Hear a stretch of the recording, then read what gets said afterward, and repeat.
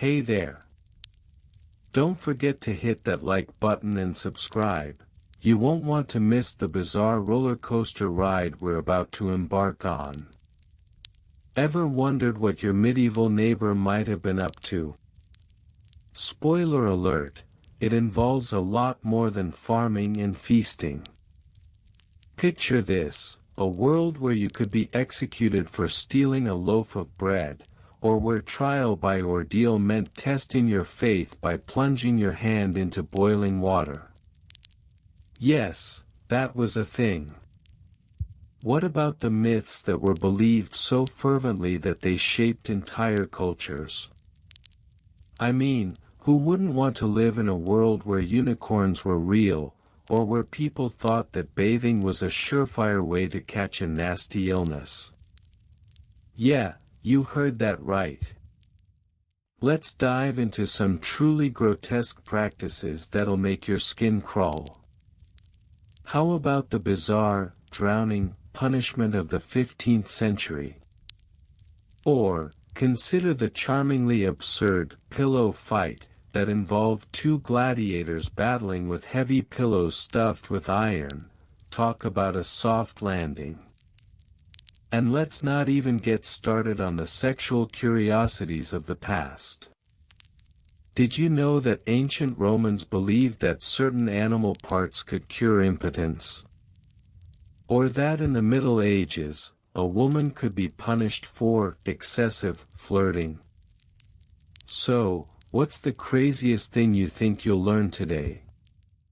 Is it the 250-year-old tradition of medieval beer brewing competitions or the infamous dancing plague of 1518? Stick around, because we're going to unravel these shocking tales with specific dates and a hefty dose of sarcasm. Trust me, you'll want to know the details behind these wild historical oddities. And hey, turn on loop so this episode can play on repeat until you drift off into a sweet, bizarre dreamland.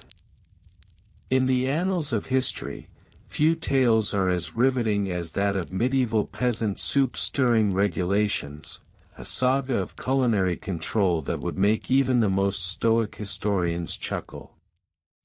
Our journey begins in the 10th century, a time when Europe was awash with feudal lords, serfs, and, most importantly, soup. Yes, dear reader, soup was not just sustenance, it was a way of life, a communal glue binding the medieval populace together. But little did they know that the art of soup stirring would soon be embroiled in a bureaucratic tangle that would baffle even the most astute of peasants. Let's set our time machine to the year 960 AD in the quaint village of Gremington, a figment of imagination, of course, but it sounds charming, doesn't it? Here, a local lord named Sir Reginald the Rigid decided that his peasants were far too carefree with their stirring techniques. "Why, just look at them," he exclaimed, "they're swirling that pot like it's a dance floor." Sir Reginald, in his infinite wisdom, decreed the first known regulation: all soup must be stirred in a clockwise manner, lest chaos ensue. One might ask, why clockwise? Was there some ancient cosmic reasoning behind it? Or was Sir Reginald simply left-handed? Unfortunately, the historical record remains silent, leaving us to ponder the mysteries of medieval logic. Fast forward to 1050 AD, and we find ourselves in the bustling market town of Pottageford, where the local bishop, a man named Bishop Bertram the Bewildered, was grappling with a peculiar problem: rogue soup stirrers. It seems that some peasants took great pleasure in rebelling against Sir Reginald's clockwise mandate, insisting on stirring counterclockwise for reasons that remain as opaque as a bowl of pea soup. In response, Bishop Bertram called for an assembly of the finest minds in the village, of course, they were all peasants, but who better to debate the merits of soup stirring than those who had spent countless hours over cauldrons? After several rounds of ale, they settled on a shocking compromise, the creation of a rotating stirring schedule. Yes, every week, the direction of stirring would change, creating a delightful confusion that was, in essence, more chaotic than the original problem. Imagine the peasants' bewilderment as they gathered around the cauldron each Sunday. Is it clockwise or counterclockwise this week? They would ask, clutching their wooden spoons as if they were sacred relics. Did it not seem absurd to them, this preoccupation with the direction of a spoon? And yet, they continued, for the fear of the bishop's wrath was greater than the desire for logical cooking practices. But wait. The plot thickens, like a good soup should. By 1100 AD, the Stirr regulations had escalated into full-blown madness. In the town of Brothington, the local guild of soup stirrers, yes, a guild dedicated to stirring soup, was formed. These self-appointed experts demanded annual licenses to stir soup. Can you believe it? A license to stir. It was as if the peasants were required to pass a test on the finer points of broth emulsification. The Guild of Stirring had a rigorous examination process. Candidates were tested on various stirring techniques, the optimal angle of the spoon, and the all-important spoon stability assessment. Those who failed were condemned to a life of cold, unstirred soup, a fate worse than death in the eyes of a medieval peasant. Imagine failing your soup stirring exam and being forced to eat gruel for the rest of your days. Now, let's talk about measurements. The Guild of Stirring introduced a highly intricate system of measurement for soup ingredients, which, for their time, was nothing short of revolutionary, or utterly ridiculous. Peasants were required to adhere to the broth measurement standard of 1102 AD, which dictated that one must use exactly 3 handfuls of barley, 2 sprigs of thyme, and a pinch of salt, no more, no less. And what of the peasants' creativity, you might ask? They were left with the tragic reality that any deviation from the sacred measurements was punishable by a fine that could amount to an entire week's worth of bread. Why, one particularly defiant peasant, Agnes the Audacious, dared to add an extra sprig of thyme to her soup. The result?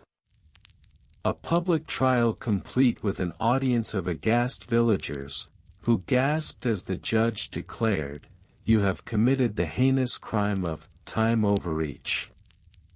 Agnes was sentenced to 3 days of bland porridge, a punishment that left her with a newfound respect for the Guild of Stirring, if only to avoid a similar fate. As we trundle along to 1200 AD, we arrive in the legendary kingdom of Supplandia, where soup was the lifeblood of society. Here, King Alaric the Ample had grown weary of the incessant squabbling over stirring techniques. In a fit of royal frustration, he summoned the leaders of the various peasant factions for an unprecedented summit. Picture it, a long table laden with soup and bread, with peasants from all corners of Supplandia vying for the king's favor.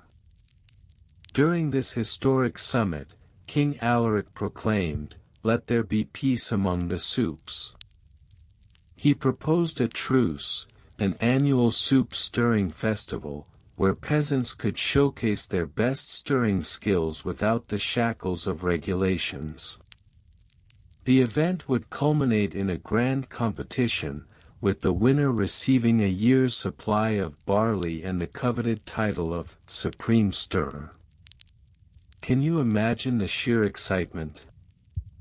Peasants rejoicing in the streets, stirring with wild abandon, as they tossed aside their measuring spoons and guild memberships. The soup stirring festival of 1201 AD was a resounding success, with over 1,000 participants and a parade of soups that would make any modern chef weep with envy. However, as with all good things, the festival had a dark side. Amidst the revelry, a scandal arose that rocked Supplandia to its very core. It was discovered that some peasants had concocted a fake soup, made from water and a few herbs, leading to accusations of fraud that spiraled into a full-blown soup scandal. The ensuing trials were nothing short of absurd. "You thought you could fool us with your watery nonsense," cried Judge Benedict the Blunt. The accused were made to prepare a real soup on the spot, with the entire village watching in rapt attention. In the end, the scandal only fueled the festival's popularity, as villagers reveled in the drama. Who would have thought that soup could stir up such excitement, or, dare I say it, chaos? By 1300 AD, the Stirrer regulations had all but faded into oblivion, replaced by a more relaxed approach to soup preparation. The peasants of Supplandia had learned their lesson. Too many rules could turn a simple cauldron of broth into a bureaucratic nightmare. One can only wonder what the future held for these culinary rebels. Would they continue to push the boundaries of soup stirring?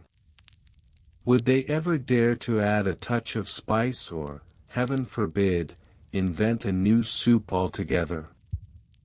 As we close the chapter on the tedious history of medieval peasant soup stirring regulations, let us remember the humble peasants, who, in their quest for the perfect stir, inadvertently shaped a legacy that would echo through the ages.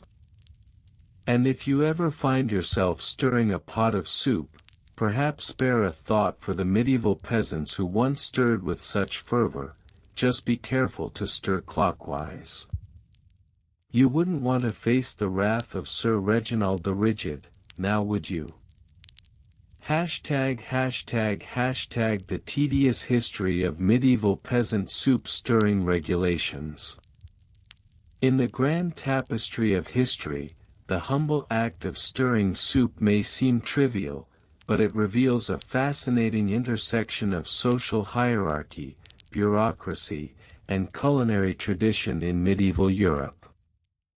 This exploration delves into the meticulous regulations surrounding soup stirring among peasants from the 12th to the 15th centuries, enhancing our understanding of daily life in the Middle Ages. ### Construction methods, materials, and costs. The quintessential peasant soup pot was a marvel of medieval engineering, typically constructed from clay or iron.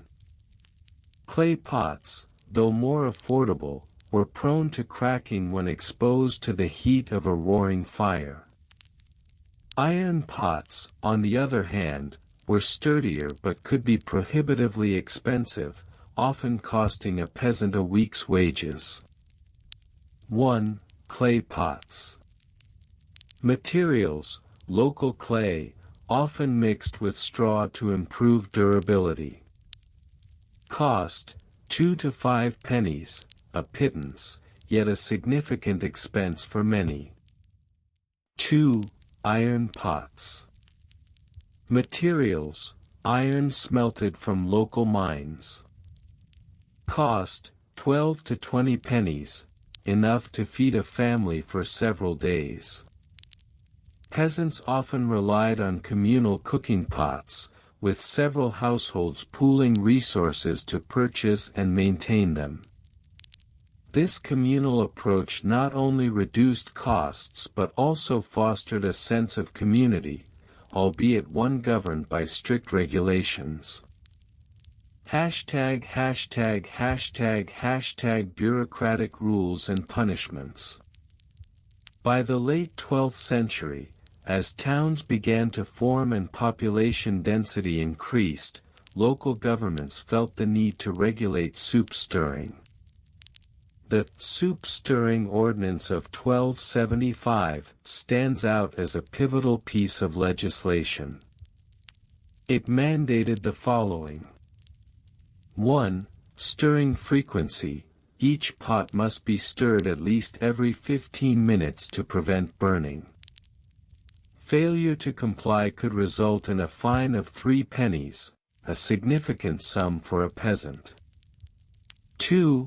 Stirring implements. Only approved stirring implements, typically wooden or iron spoons, were permitted. The use of anything else, a ladle made of bone or, heaven forbid, a hand, was punishable by a public shaming and a fine of 2 pennies. 3. Stirring teams. In larger villages, teams of designated stirrers were appointed. These soup stewards were responsible for overseeing the stirring process, ensuring that the pot was tended to at all times. 4. Punishments. Offenders faced various penalties. First offense, a warning. Second offense, a fine. Third offense, a week of mandatory soup stirring duty for the entire village. Talk about serving your time. Imagine the mischief that ensued when a particularly rebellious peasant decided to take a break from stirring, only to find themselves the subject of a village council meeting, complete with a stern-looking soup steward wielding a wooden spoon like a gavel. ##### roles and job descriptions. In the world of medieval soup stirring, roles were distinctly defined to maintain order and efficiency. Here's a breakdown of the primary roles involved. 1. The soup steward. Job description: the appointed overseer responsible for compliance with stirring regulations. They wielded the authority to enforce fines and supervise the communal stirring schedule. Skills required: excellent organizational skills, a keen eye for detail, and the ability to shout, "Stir faster," with the appropriate gravitas. 2. Stirrers. Job description: peasants chosen by the community to stir the pot. Their stirring was to be rhythmic and consistent, ideally creating a vortex that would evenly distribute heat and flavors. Skills required: stamina, due to the repetitive motion, and an innate understanding of the perfect soup consistency, too thick, and you're serving stew. 3. The soup scribe. Job description: a somewhat mythical position often filled by the village's most literate individual, tasked with documenting stirring schedules and any infractions. Skills required: literacy, a steady hand, and the ability to create dramatic tales about stirring mishaps to entertain while the soup bubbled away. 4. The taste tester. Job description: a prestigious role, holding the responsibility of ensuring the soup's flavor was up to par before serving. This position often went to the village elder, who had cultivated a reputation for culinary wisdom. Skills required: a refined palate and the ability to diplomatically inform a stirrer that the soup lacked a certain je ne sais quoi. #### technical specs and inventories. As regulations grew more stringent, so too did the need for detailed inventories of stirring equipment and soup ingredients. The Inventory of Essential Soup Stirring Equipment, from 1321 provides invaluable insight into what was required for a proper soup preparation. 1. Stirring spoons. Dimensions, typically 2 to 3 feet long, allowing the stirrer to reach the bottom of the pot without scalding their hands. Materials, wood was the preferred choice, iron spoons were reserved for special occasions. 2. Soup pots. Specifications, must hold a minimum of 10 gallons, with a lid to prevent contamination from the local wildlife and nosy neighbors. Maintenance, pots were to be cleaned weekly using ash and water, an early instance of medieval hygiene regulation. 3. Firewood. Quantity, each village was required to keep a minimum stock of firewood sufficient for 2 weeks of continuous cooking. Types, oak was preferred for its long-lasting burn, but beech and ash were also acceptable. 4. Ingredients. Staples, barley, peas, and occasionally meat scraps, for those lucky enough to afford them. Herbs, thyme, parsley, and garlic were highly coveted, often the subject of spirited trade among neighboring villages. In the inventory records, one can almost hear the sighs of discontent as peasants painstakingly logged their supplies. Ah, another day of stirring and counting beans, they might have muttered under their breath, contemplating the endless cycle of compliance. ###### The unwritten rules of stirring. Beyond the established regulations lay a complex web of social norms and unwritten rules guiding the art of soup stirring. Perhaps the most amusing of these was the stirring dance, a folk competition held during village feasts where stirrers would show off their skills in front of a cheering crowd. 1. Stirring dance competition. Participants, anyone who fancied themselves a talented stirrer. Judging criteria, style, rhythm, and the degree to which they could keep a straight face while pretending to be stirring a cauldron of gold. 2. Superstitions. It was believed that stirring counterclockwise would bring bad luck, while a clockwise motion would invite prosperity. As with all things medieval, peasant beliefs were a curious mix of pragmatism and whimsy. ######### The decline of soup stirring regulations. By the late 15th century, as the Renaissance began to take hold, many of the soup stirring regulations started to fade into obscurity. The rise of individualism, coupled with the advent of the printing press, meant that peasants could now find alternative sources of information and inspiration, often leading to the development of new recipes and cooking methods. The Great Soup Stirring Rebellion of 1465 marked a turning point, with peasants protesting against the burdensome bureaucracy of soup regulations. The rebellion was famously led by a charismatic figure known as Gaston the Stirrer, who argued that creativity in soup-making should not be hindered by petty regulations. "Let us stir freely," became the battle cry, a phrase that has echoed through culinary history ever since. Conclusion. The saga of medieval peasant soup stirring regulations may seem tedious at first glance, but it serves as a window into the lives of those who lived in a world defined by communal effort, strict adherence to rules, and the ever-present quest for a hearty bowl of soup. As we reflect on the intricate systems that governed even the simplest of tasks, we recognize the resilience and creativity of those who navigated the complexities of daily life.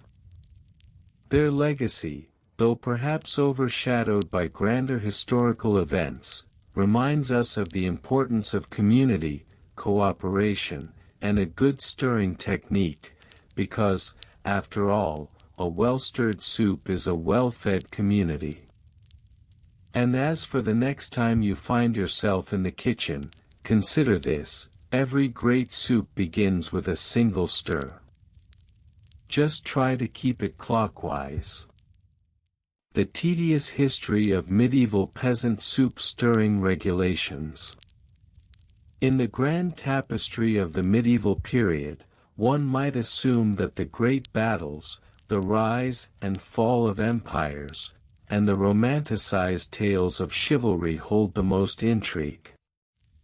Yet, lurking beneath this romanticized veneer lies a surprisingly vibrant yet utterly tedious subject: the regulations governing peasant soup stirring.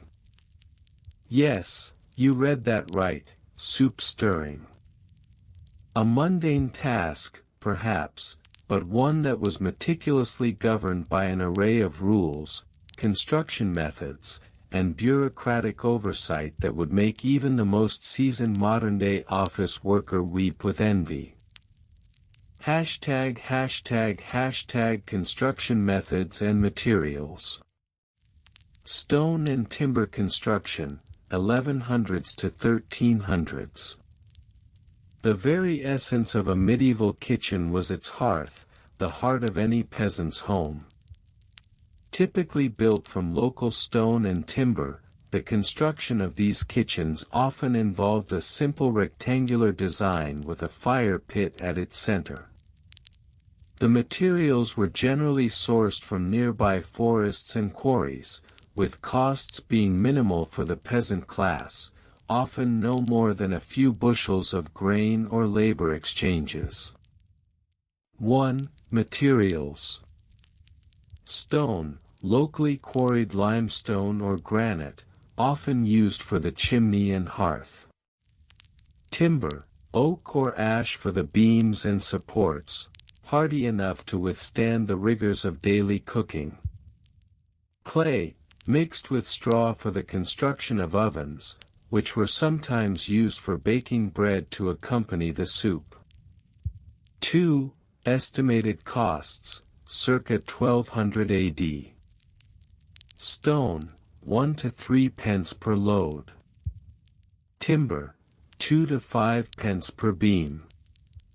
Clay, nearly free, but labor-intensive to gather and mix. With the right materials and methods, a peasant could build a hearth that would last for decades, providing not only warmth and light but also the vessel for soup stirring regulations to take root. ##### Bureaucratic rules and punishments. The Stirring Ordinances, 1250 to 1350. In the mid-13th century, as towns grew and the feudal system evolved, local lords recognized the importance of the humble soup pot. The result? A complex web of regulations that governed every aspect of soup stirring. These laws were codified in what became known as the Soup Stirring Ordinances. 1. Key regulations. Stirring frequency. Peasants were required to stir their soup at least 3 times per hour to ensure even cooking, a rule often enforced by local, stirring overseers.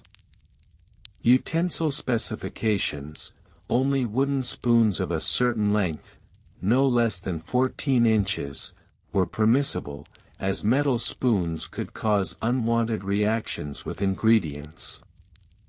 Ingredient limits: a strict list of allowable ingredients was maintained. Deviations could lead to accusations of witchcraft. 2. Penalties. First offense, a warning, followed by mandatory attendance at a local stirring seminar. We can only imagine the thrilling topics. Second offense, a fine of 2 pence, which could cost a peasant a week's wages.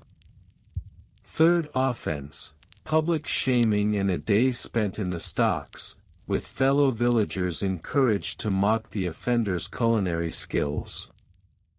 In the grand scheme of medieval life, it's fascinating to think that someone might have been more afraid of stirring soup incorrectly than facing a marauding Viking. ##### Roles and job descriptions. The Soup Committee, 1300s. As regulations grew more complex, so too did the roles associated with soup stirring. Villages began to form soup committees, composed of elected representatives, often comprised of the most esteemed soup stirrers. 1. Key roles. Chief Stirrer, responsible for overseeing the soup preparation and ensuring all regulations were followed. Often a role passed down through generations, like a family heirloom, but far less glamorous. Ingredient Inspector, tasked with verifying that only approved ingredients were used. An unpopular job, as it involved a lot of sniffing and tasting, hardly the most dignified of duties. Stirring Overseer, a local enforcer who ensured compliance with the stirring ordinances. Often found lurking near the kitchen, clipboard in hand, ready to pounce on any errant ladle. 2. Job descriptions. Chief Stirrer must possess a robust knowledge of local ingredients, exceptional stamina for those long stirring sessions, and the ability to mediate disputes over ingredient sourcing.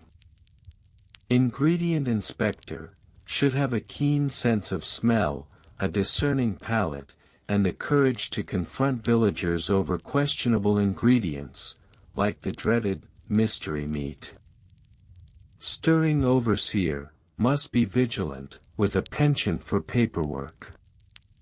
The ideal candidate would be feared yet respected, akin to a modern-day HR manager with a penchant for culinary enforcement.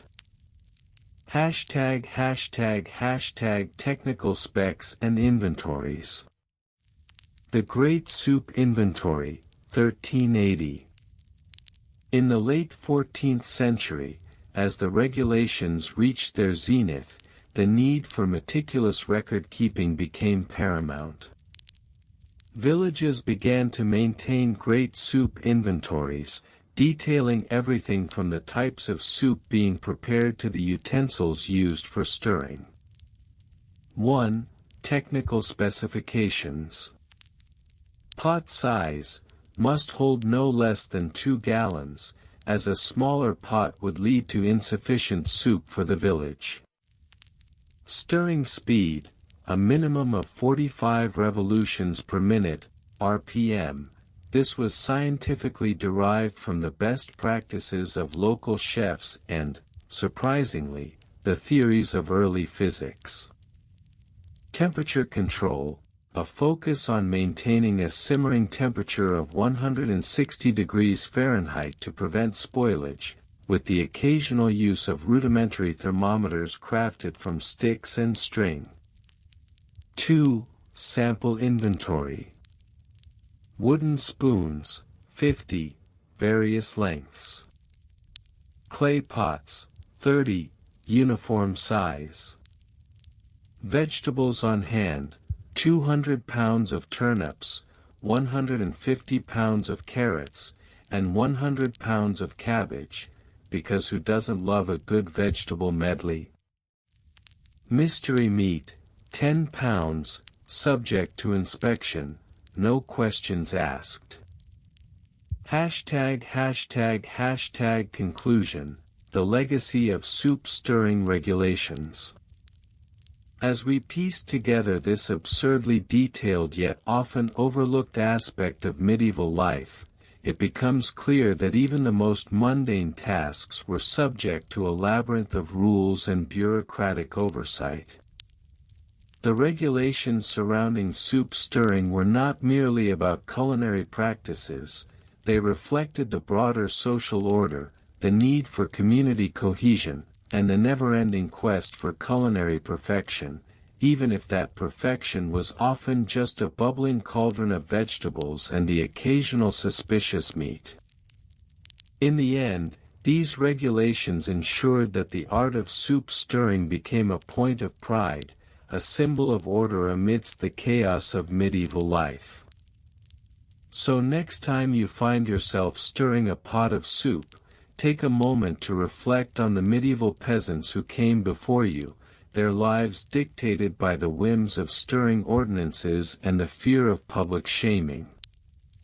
And remember, as you stir, it's always best to keep an eye on the soup, lest you find yourself in an unexpected encounter with a local stirring overseer. Thus, the legacy of medieval soup stirring regulations lives on, reminding us that even in the most serious of times, there's always room for a little levity, even if it's just a bit of broth. The tedious history of medieval peasant soup stirring regulations. In the grand tapestry of medieval life, few threads are as overlooked, and yet so crucial, as the regulations surrounding soup stirring among the peasantry. From the 12th century onwards, these regulations not only dictated how a humble dish of pottage was prepared but also reflected the socio-economic structures of the time. Let us ladle out the details of this rather mundane yet fascinating subject. 1. Construction methods and materials, 1100 to 1450, ****. The very act of soup stirring was embedded within a framework of local construction methods and available materials. By the early 1100s, the typical peasant home was a one-room structure made of wattle and daub, with thatched roofs and a central hearth for cooking. The pots used for soup were often made of clay or, for wealthier families, iron. Pot design. Clay pots, 1100 to 1300, lightweight, easily breakable, and often unglazed. Cost, 2 pennies. Iron cauldrons, 1300 to 1450, more durable, but costlier. Price ranged from 5 to 10 pennies depending on size and craftsmanship. The stirring implements varied, too. Wooden spoons, often carved from local trees, were common, while some wealthier households boasted metal ladles. Cost of implements. Wooden spoon, 1 penny. Metal ladle, 3 pennies. Interestingly, the craftsmanship involved in making these utensils sometimes led to competition among local carpenters, who would chant, "Stirring sticks make stirring tricks." 2. Bureaucratic rules and punishments, 1200 to 1500, ****. As peasants began to form guilds in the late 12th century, the need for regulation emerged. By 1250, the first codified soup stirring regulations appeared, necessitated by the rising importance of food safety and community health. These rules were often encapsulated in the local lord's decrees, which were as binding as they were bizarre. Key regulations. Stirring frequency, at least once every 5 minutes to prevent burning. Failure could result in a fine. Allowed ingredients, only local produce. Imported spices were deemed too extravagant for a peasant's pot. Stirring technique: all soups must be stirred clockwise. Counterclockwise stirring was considered a bad omen. Punishments for infractions varied, often leading to public humiliation. Imagine being forced to wear a "burned soup" sign around your neck while your neighbors snickered.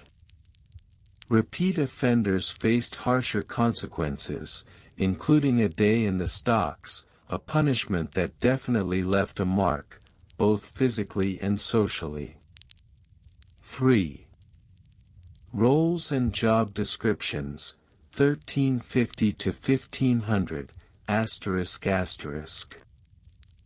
In the medieval hierarchy, even soup stirring had designated roles. The position of stir master was highly esteemed in certain villages, often appointed based on seniority and reputation for culinary skill. Stir master, responsible for overseeing the soup preparation process, ensuring compliance with local regulations, and determining the blending of ingredients. Pay: 2 bushels of grain per harvest. Assistant stirrer, often a younger family member or apprentice, charged with the labor of stirring while learning the craft. Pay: 1 bushel of grain per harvest. Ingredient gatherer, tasked with foraging local vegetables and herbs, this role was essential for both compliance and creativity in soup making. Pay: 1.5 bushels of grain. In some cases, communities would host stirring festivals, where aspiring stir masters could showcase their skills in front of a jury composed of local lords and ladies. Here, they would present their best soup while dodging both criticism and the occasional flying potato. 4. Technical specs and inventories, 1400 to 1500, ****. By the late 15th century, the soup stirring regulations had evolved into a detailed set of technical specifications. These included not just the stirring frequency and technique but also the size and shape of pots and the specific types of wood used for stirring implements. Required pot specifications. Capacity: minimum of 3 gallons, to serve a family of 5. Shape: must be round. Square pots were strictly prohibited as they were believed to promote stirring chaos. Stirring implement inventory. Wooden spoons, minimum of 5 per household, made from birch or oak. Metal ladles, recommended to have at least one for special occasions. After all, nothing says, "I care," like metal in your soup. Ingredient checklist. Vegetables, onions, carrots, and leeks, mandatory. Herbs, thyme and parsley, optional but encouraged for flavor enhancement.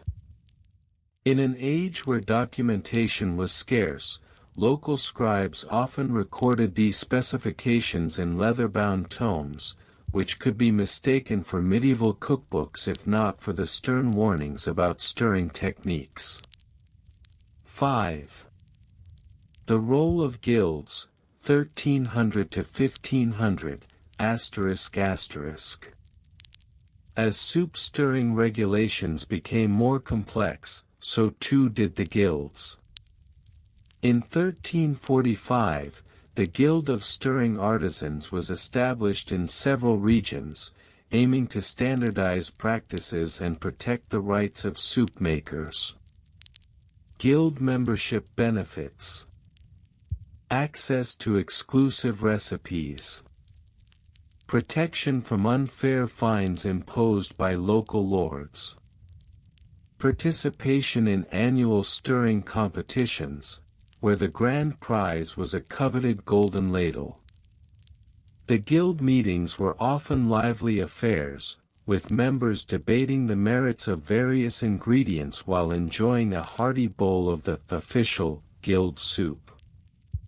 The disputes occasionally escalated into heated arguments, sometimes over the most trivial matters, like whether to add a pinch of salt or just let the vegetables do their job. 6. Notable events in soup stirring history ***. The history of soup stirring regulations is peppered with notable events that shaped how peasant life unfolded.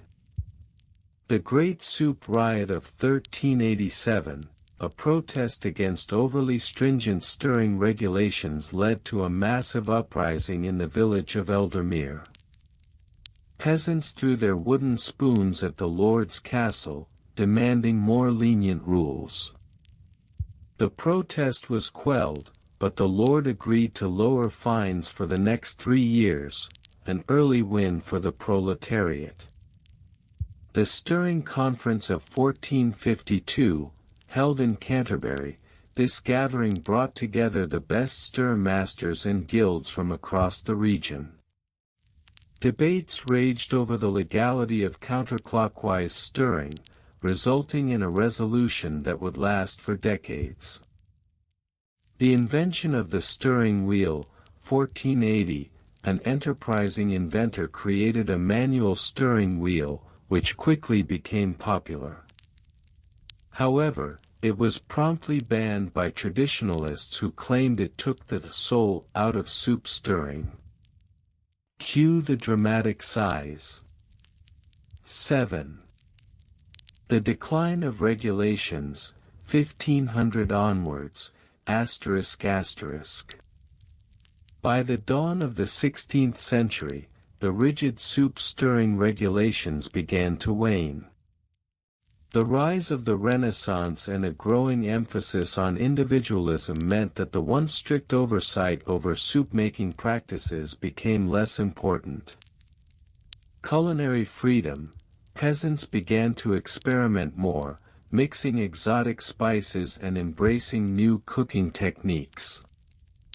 The rigid adherence to clockwise stirring gave way to a more free-form approach, often leading to delicious, and occasionally disastrous, results.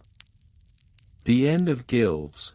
Many guilds dissolved as the focus shifted towards trade and commerce. The Stirring Artisans Guild, once a bastion of culinary regulation, faded into history, leaving behind a legacy of rules that would be slowly forgotten. 8. Final thoughts ***.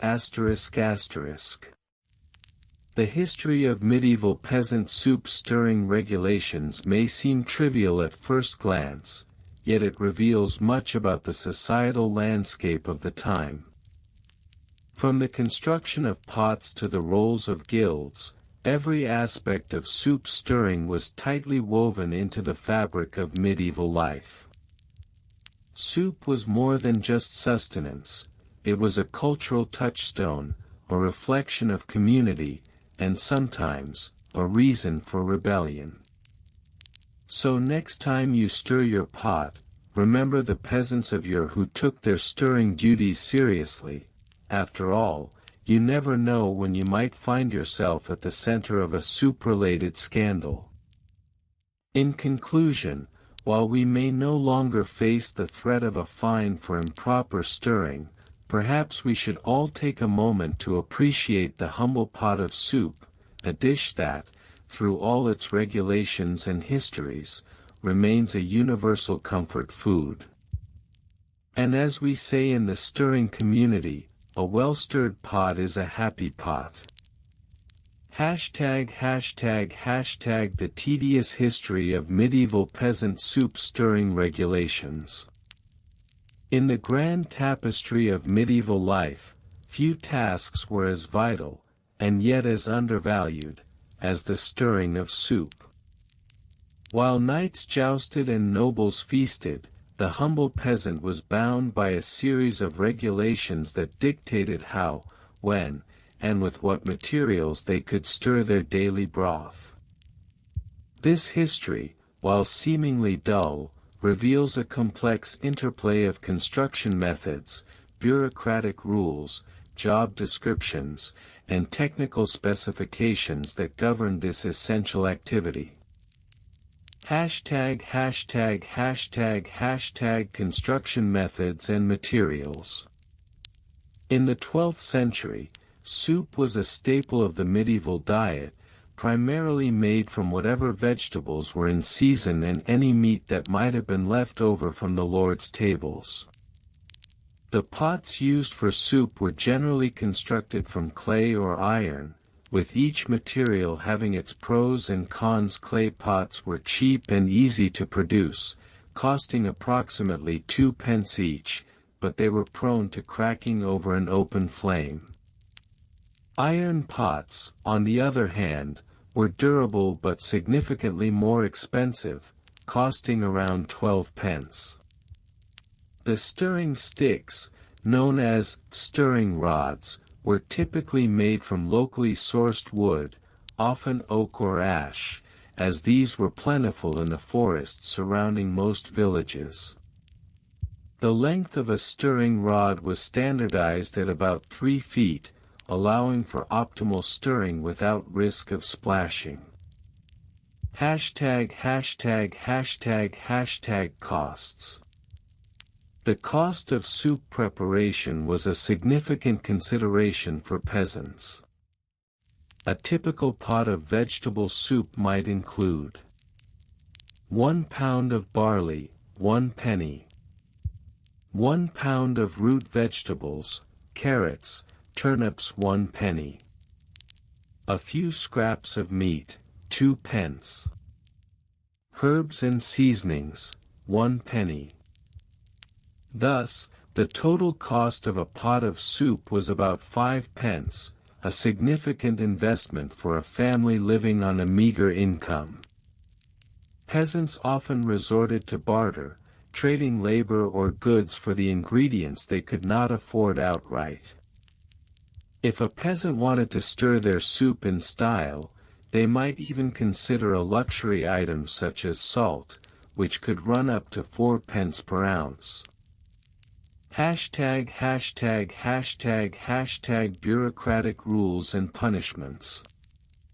With such a vital dish at stake, it is no surprise that local lords and their clerks instituted a series of regulations governing the stirring of soup. The first known, soup stirring ordinance, was established in 1189, under the reign of King Richard I. This ordinance mandated that all soup must be stirred at least once every hour, lest it become too thick or burn. Violators faced harsh penalties. A first offense might result in a fine of 2 pence, a second offense bumped the fine up to 4 pence, and a third could lead to community service, stirring the soup for the village elder for an entire day.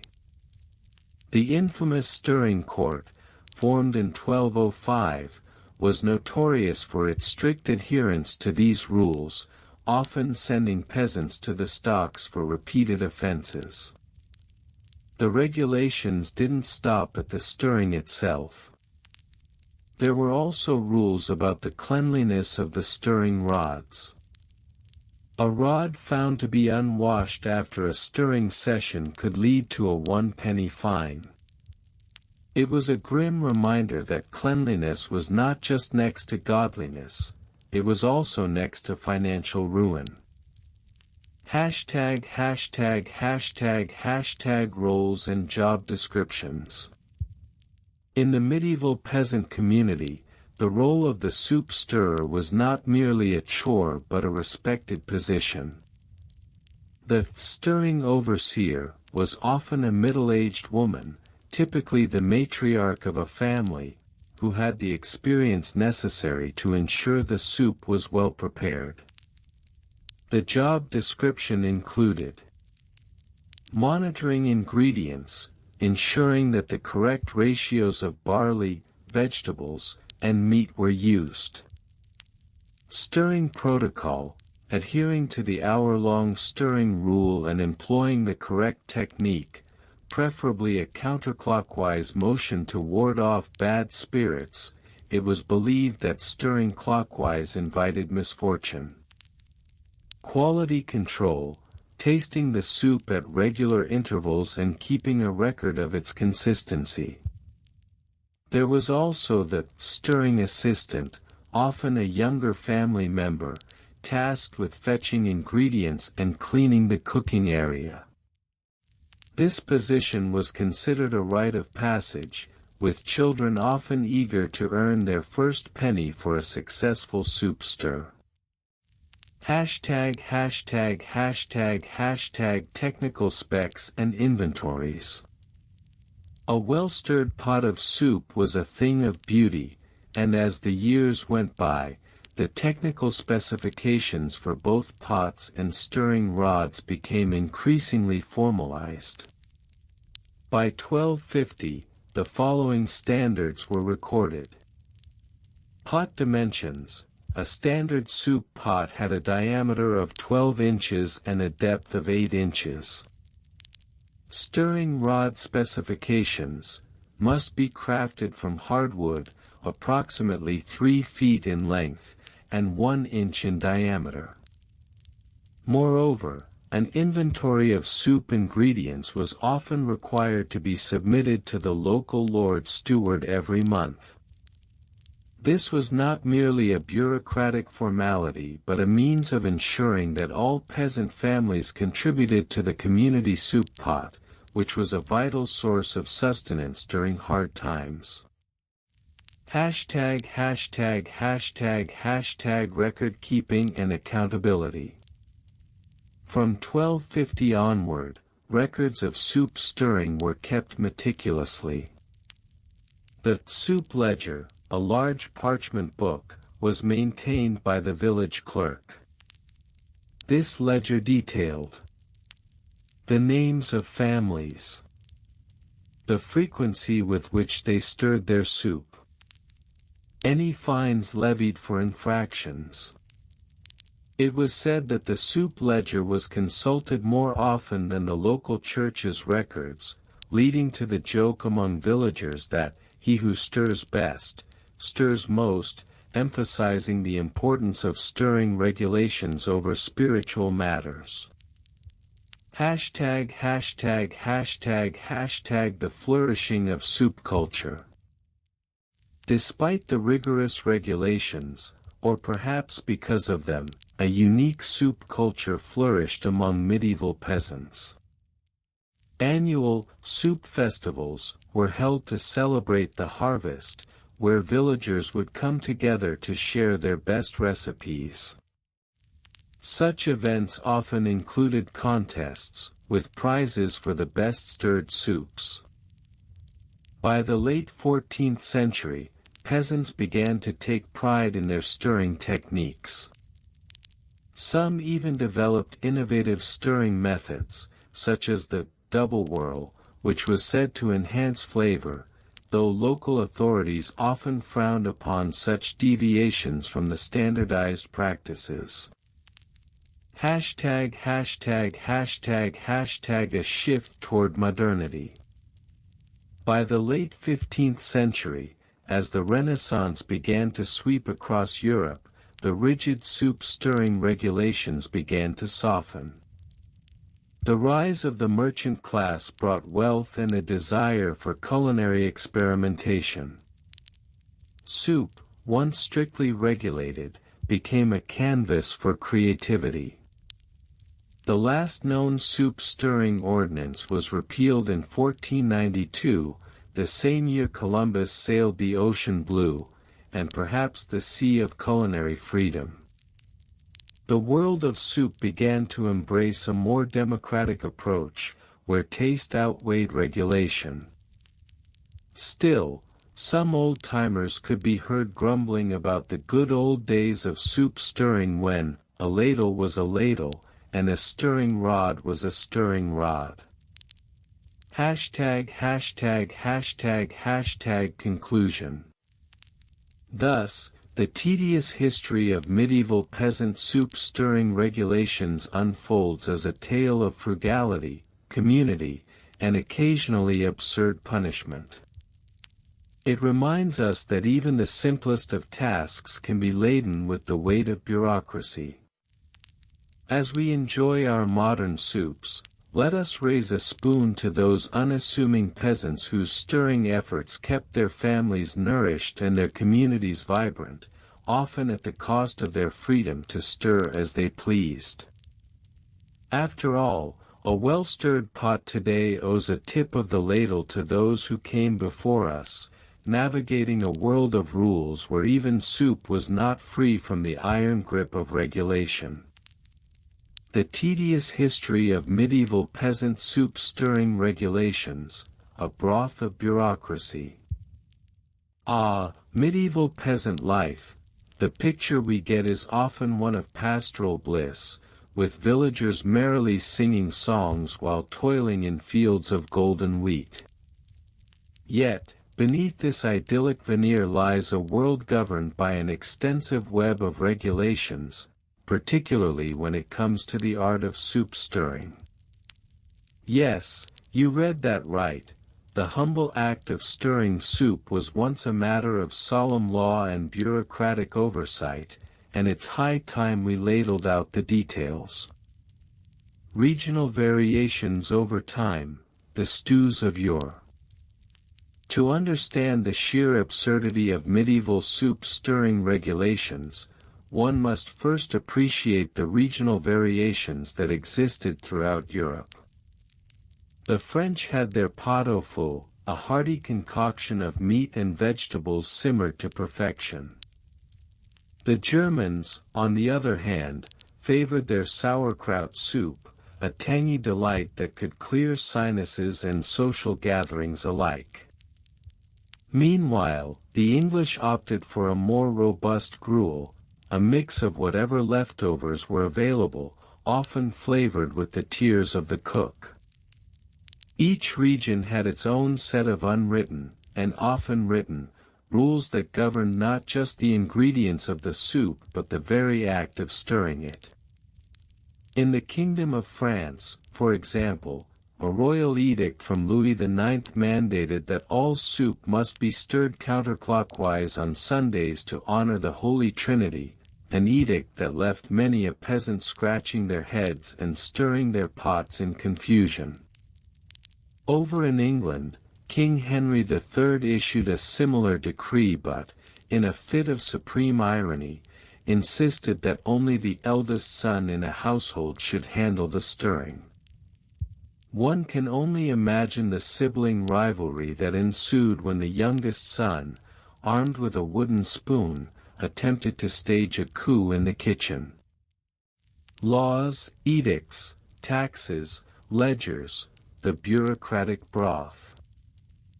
As ridiculous as these laws may seem, they were often enforced with the kind of zeal usually reserved for matters of life and death. Local lords and ladies took it upon themselves to ensure that every peasant adhered to the prescribed stirring techniques, lest they face dire consequences, such as the infamous soup stirring tax. Yes, that's right, there was a tax specifically levied on those who dared to deviate from the approved stirring methods. The tax was calculated based on the size of the cooking pot, and failure to pay could result in confiscation of cooking implements or, in extreme cases, a good old-fashioned public shaming. Record-keeping became an essential part of this bureaucratic nightmare. Scribes meticulously documented each household's soup-stirring habits in ledgers that would make even the most dedicated accountant weep. These records detailed everything from the type of soup being stirred, the stirring technique employed, and even the time of day it was prepared. Imagine a scene in a dimly lit scriptorium where a tired clerk, quill in hand, mutters, "Another day," another pot of cabbage soup stirred in a clockwise fashion. Oh, how thrilling. But it didn't stop there. Local lords commissioned inspections, sending officials to monitor soup stirring practices in real time.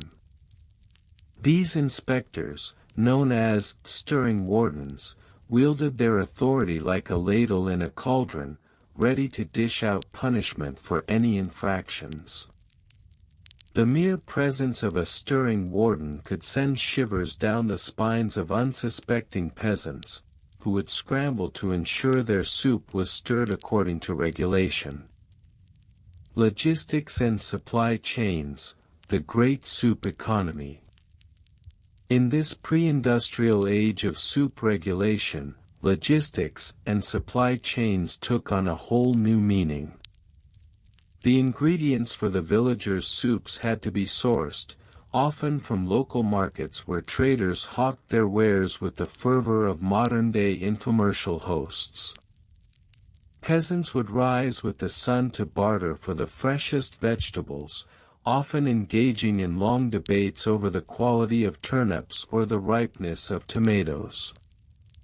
The logistics of soup preparation were no small feat. A typical village might have a central soup pot, a massive cauldron that served as the heart of the community. This pot was a logistical marvel, fed by an intricate supply chain that involved not just local farmers but also traveling merchants who brought in spices and exotic ingredients.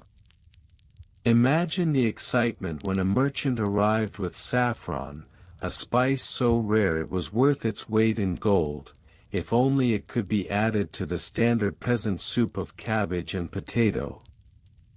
However, the most riveting aspect of these supply chains were the soup patrols. Yes, you heard that right.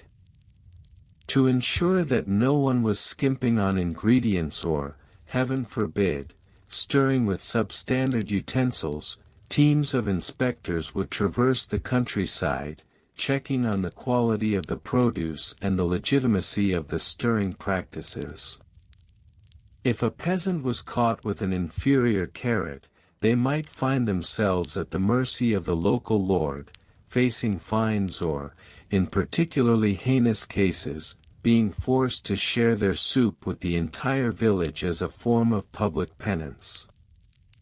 Record keeping with lots of specifics, the dreaded soup ledger. The dreaded soup ledger stands as a testament to the endless minutiae of medieval bureaucracy. Each entry in these ledgers was painstakingly written, detailing every aspect of soup preparation. Scribes would note the date, the type of soup, the stirring technique, the length of time the soup was stirred, and even the weather conditions during cooking. On the third Wednesday of April, in the year of our Lord 1234, Agnes stirred her cabbage soup for precisely 27 minutes while it rained cats and dogs outside, one might read.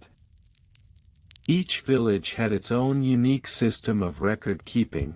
Some opted for simple tally marks, while others employed complex charts that would put modern spreadsheets to shame. One particularly inventive village even developed a system of colored stones to indicate the quality of the soup being prepared. A blue stone meant delicious, while a red stone indicated beware, may contain rogue ingredients. Peasants were required to submit these ledgers to their lords at the end of each month, leading to a bureaucratic nightmare that rivaled the most painful corporate meetings of our time. Imagine a village assembly where the head peasant, standing at the front of a crowd of disgruntled neighbors, dramatically read through the soup records, announcing, and on the 5th of June, Barnaby used 3 sprigs of thyme instead of the required 4. Gasps would erupt, and the accused would slink back in their seat, knowing full well the consequences of such a transgression. A surprising, borderline grotesque anecdote, the case of the stinking fish soup. Now, for the piece de resistance, an anecdote that encapsulates the absurdity and grotesqueness of medieval soup regulations. In the small village of Nobleton, a particularly crafty peasant named Gertie decided to push the boundaries of soup making. One fateful day, she concocted a fish soup that had been left to ferment just a tad too long. It was an olfactory assault that could knock a crow off a perch. When the stirring warden arrived for his routine inspection, he was not prepared for the pungent wave that hit him like a brick wall. Gertie, ever the opportunist, had labeled her concoction, the Royal Delight, claiming it was a new recipe destined for the king's table. The warden, nose pinched and eyes watering, had no choice but to take a sample. After a thorough tasting, because, of course, it was his duty, he promptly fell ill, prompting a village-wide panic. Gertie was summoned before the Lord, her fate hanging in the balance.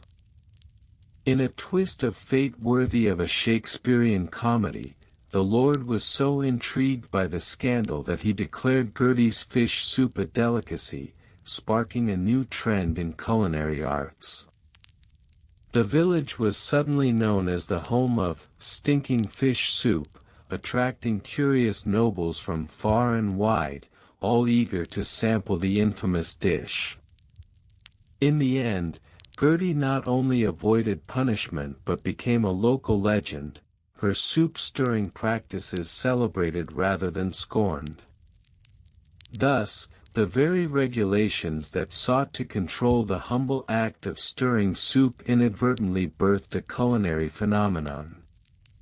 Conclusion: a legacy of absurdity. So, there you have it, a deep dive into the ridiculous, yet strangely fascinating world of medieval peasant soup-stirring regulations. From regional variations to bureaucratic nightmares, endless record-keeping, and a bizarre anecdote that would give any food critic pause, the history of soup-stirring is a reminder that even the simplest of acts can become ensnared in the web of regulation. The next time you find yourself stirring a pot of soup, take a moment to appreciate the freedom we have today. No stirring wardens looming over our shoulders, no taxes based on our culinary choices, and certainly no ledgers to document our every move. Instead, we can stir with abandon, creating our own delicious concoctions without the fear of bureaucratic repercussions. So, here's to soup, the unsung hero of medieval peasant life and the absurd history that accompanied it. The tedious history of medieval peasant soup-stirring regulations. Ah, medieval times! An epoch often romanticized as a golden age of chivalry, knightly quests, and the occasional dragon slaying. But beneath the veneer of gallant knights and beautiful maidens lurked a far less glamorous reality, the grueling life of the medieval peasant.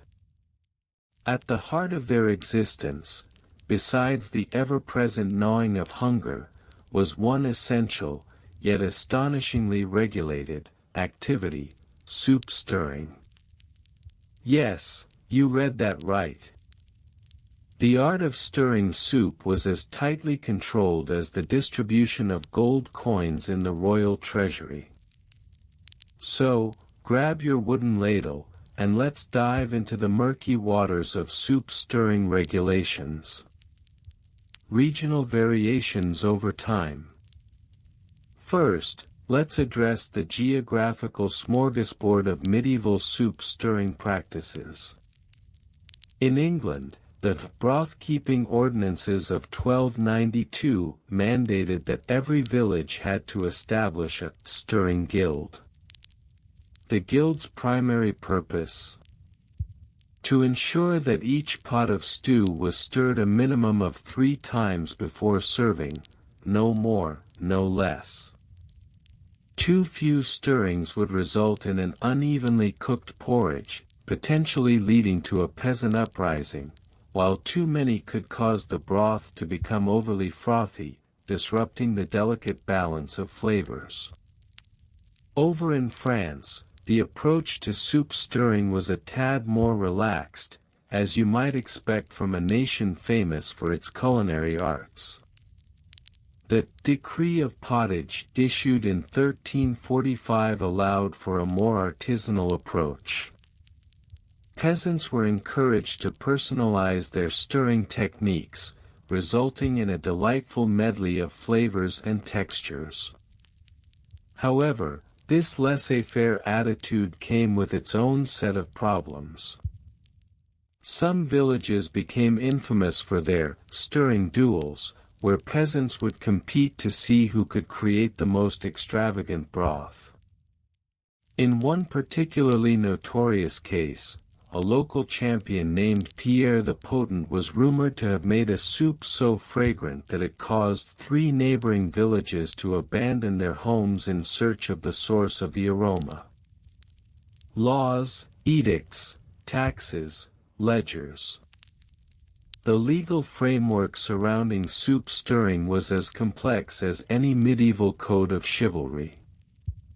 Each regional authority had its own set of laws, often accompanied by a hefty tome of edicts. For instance, in the Kingdom of England, the Act of Spoonfuls established a tax on wooden spoons. Why, you ask? To fund the royal treasury, of course.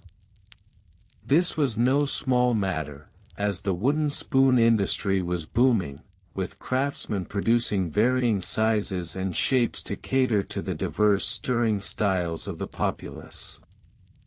Let's not forget the meticulous ledgers kept by local lords, who would record the soup stirring activities of their serfs.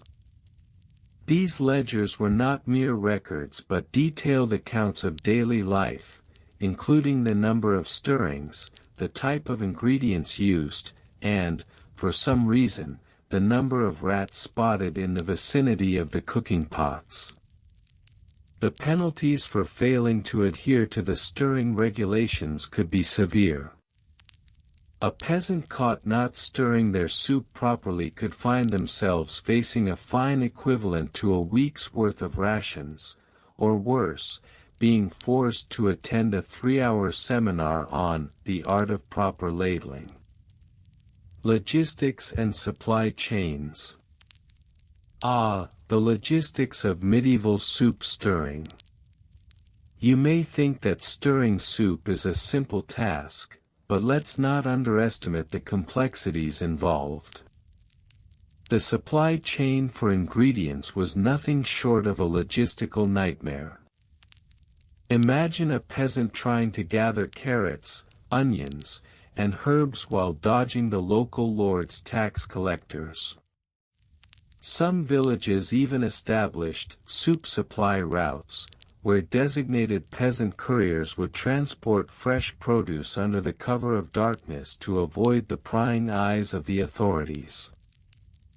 In the north, where potatoes were all the rage, or would be, once they were discovered, peasants had to rely on seasonal cycles for their soup ingredients. Spring brought the bounty of fresh greens, while winter necessitated the use of preserved goods. The Winter Pottage Act of 1362 required that all peasants maintain a minimum stock of dried beans and salted meats to ensure that no one would be left to stir a pot of broth devoid of flavor during the cold months. Record keeping with lots of specifics. Now let's delve into the specifics of record keeping, which was a veritable art form in its own right. Every village had a designated, stirring scribe, a position of great importance, and sometimes great ridicule. Scribes were responsible for maintaining extensive records of every soup stirred, the ingredients used, and the number of stirrings performed. One particularly diligent scribe from the village of Widdershins kept a record of no fewer than 3,472 soups over a span of 12 years. His meticulous notes revealed a shocking trend. The average number of stirrings per soup was a staggering 4.2, with the most popular concoction being cabbage and mystery meat surprise. This particular dish had a notorious reputation, largely due to the mystery meat's unidentifiable source, which led to wild speculation about the true content of the broth. The scribe's ledger also featured a section dedicated to stirring controversies. One entry details a heated debate over whether to include wild garlic in the stew, leading to an unexpected rift between the garlic enthusiasts and the garlic abstainers. The ensuing feud resulted in a year-long boycott of the village's garlic supply, culminating in a rather tasteless pottage that left many villagers longing for the return of their pungent seasoning. One surprising, borderline grotesque anecdote. Now, for the piece de resistance, a truly bizarre and borderline grotesque anecdote that highlights the absurdity of medieval soup stirring regulations.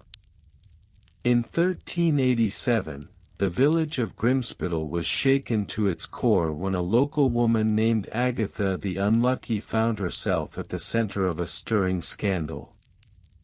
During a particularly harsh winter, Agatha had the misfortune of running out of firewood and was forced to stir her soup with a rather unfortunate substitute, her pet ferret, Sir Whiskers. The incident began innocently enough, as she was simply trying to keep her pot from burning. However, when word spread about her unconventional stirring method, the village was abuzz with gossip. The local lord, eager to maintain order, called an emergency meeting of the Stirring Guild to address the ferret incident. In a shocking turn of events, Agatha was accused of witchcraft for her unholy stirring practices. The trial drew a crowd of curious onlookers, and in a display of medieval justice, Agatha was forced to demonstrate her stirring technique using Sir Whiskers. Miraculously, the ferret behaved himself and even seemed to enjoy the task, leading the villagers to view the whole affair as a sign of divine favor. Agatha was ultimately acquitted of all charges, and Sir Whiskers became a local hero. To this day, a statue of the dashing ferret stands in Grimspittle, a testament to the absurd lengths to which peasants would go to ensure their soup was stirred properly. Conclusion. So there you have it. The tedious, yet utterly fascinating, history of medieval peasant soup stirring regulations. A world where the stirring of broth was not just a culinary necessity but a regulated practice with far-reaching implications. From regional variations to legal frameworks, logistics, and even the occasional absurdity, the saga of soup stirring reveals the complexities of medieval life, and, perhaps, serves as a reminder that even the most mundane aspects of life can be steeped in intrigue. Next time you find yourself stirring a pot of soup, take a moment to appreciate the rich historical tapestry that such a simple act represents. And remember, if you happen to have a pet ferret lying around, it might just be your secret ingredient to culinary glory. The tedious history of medieval peasant soup stirring regulations, a culinary comedy in the key of chaos. Ah, medieval peasant life. Not exactly the stuff of romantic poetry unless your idea of romance involves mud, misery, and a heaping spoonful of gruel. Yet, beneath the dreary veneer of that age-old struggle for survival, there lay a veritable cauldron bubbling with regulations, laws, and the sort of red tape that would make even the most fastidious bureaucrat weep with joy. Today, dear reader, we delve into the surprisingly intricate world of medieval peasant soup stirring regulations, a topic that will leave you questioning the sanity of our ancestors and the very nature of soup itself. ##### Regional variations over time. First, let's set the stage by establishing that medieval Europe was not just one big happy soup pot.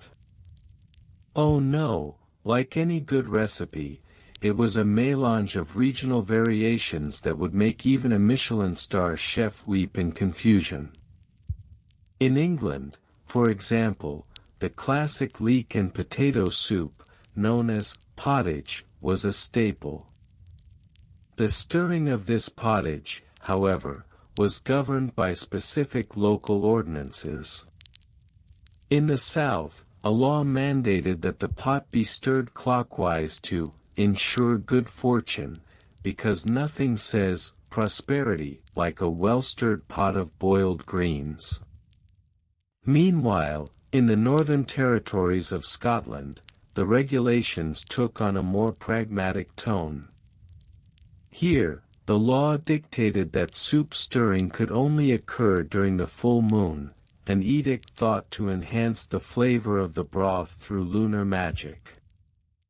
You can almost picture a group of peasant women standing in a smoky kitchen, wooden spoons in hand, waiting for the moon to rise as they grumble about how their husbands are out hunting while they're stuck with the soup. As time marched on, or stumbled, really, considering the era, these regulations would evolve. By the late 14th century, the rise of the merchant class brought with it a whole new set of rules.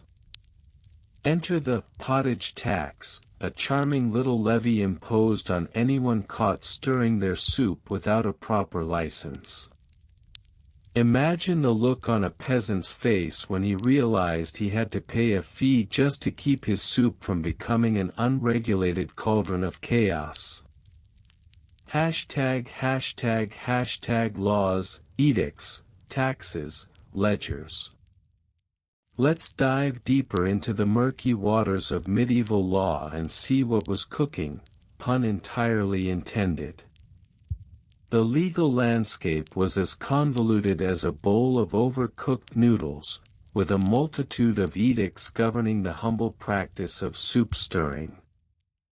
In the Kingdom of France, for instance, King Louis IX issued the Edict of Culinary Conduct, which included detailed instructions on how to stir soup to ensure that it met the royal standards of flavor and consistency.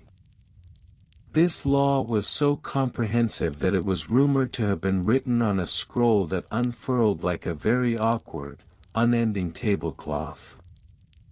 The edict prescribed not only the method of stirring but also the timings, requiring peasants to stir their soup for precisely 27 minutes and 13 seconds. Why 27 minutes and 13 seconds, you ask?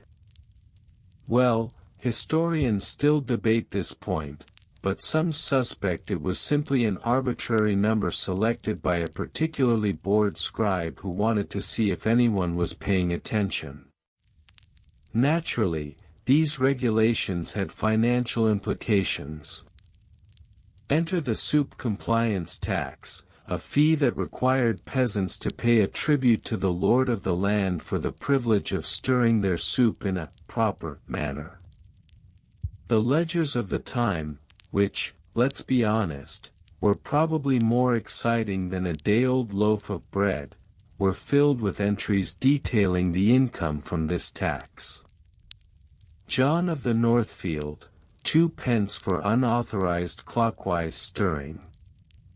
Margaret of the West Vale, 3 pence for stirring during an off-moon. The sheer absurdity of these records could make anyone chuckle. In fact, if you were particularly lucky, you might stumble upon a ledger entry that read something like, Giles the Unfortunate, 5 pence for attempting to stir soup with a horse's tail. Yes, you read that right. The medieval mind was a curious one, and the idea of using a horse's tail as a stirring implement, while not exactly hygienic, seemed to be a trend for a brief, bewildering period. Hashtag logistics and supply chains. But let's not get too sidetracked by the absurdities of medieval life. We must also consider the logistics behind this culinary chaos. The supply chain of ingredients for soup was a labyrinthine affair, involving farms, markets, and, of course, the ever-present threat of the local bandit known as the broth bandit. This nefarious character specialized in raiding peasant kitchens, snatching whatever vegetables might be languishing in a sack, and leaving despair in his wake. Peasants were forced to become amateur logistics experts, coordinating deliveries of turnips, carrots, and whatever else could be thrown into the pot. There were entire guilds dedicated to ensuring the timely arrival of soup ingredients, and these guilds had their own set of rules that rivaled the soup-stirring regulations themselves. The Turnip Transport Guild was particularly notorious for its strict adherence to timing and quality control. Legend has it that a rogue turnip smuggler once attempted to sell a subpar batch to a noble household, only to be discovered when the soup turned a most alarming shade of green. Furthermore, the logistics of soup stirring were complicated by seasonal changes. In winter, when the frost nipped at noses and fingers alike, peasants were permitted to stir their soups using an iron rod, something that was deemed more efficient and less likely to freeze solid. That said, the rod had to be heated first, leading to a whole different set of complications involving third-degree burns and the occasional case of soup-induced elbow inflammation. Hashtag record keeping with lots of specifics. Record keeping, where the thrill of medieval bureaucracy meets the drudgery of daily life.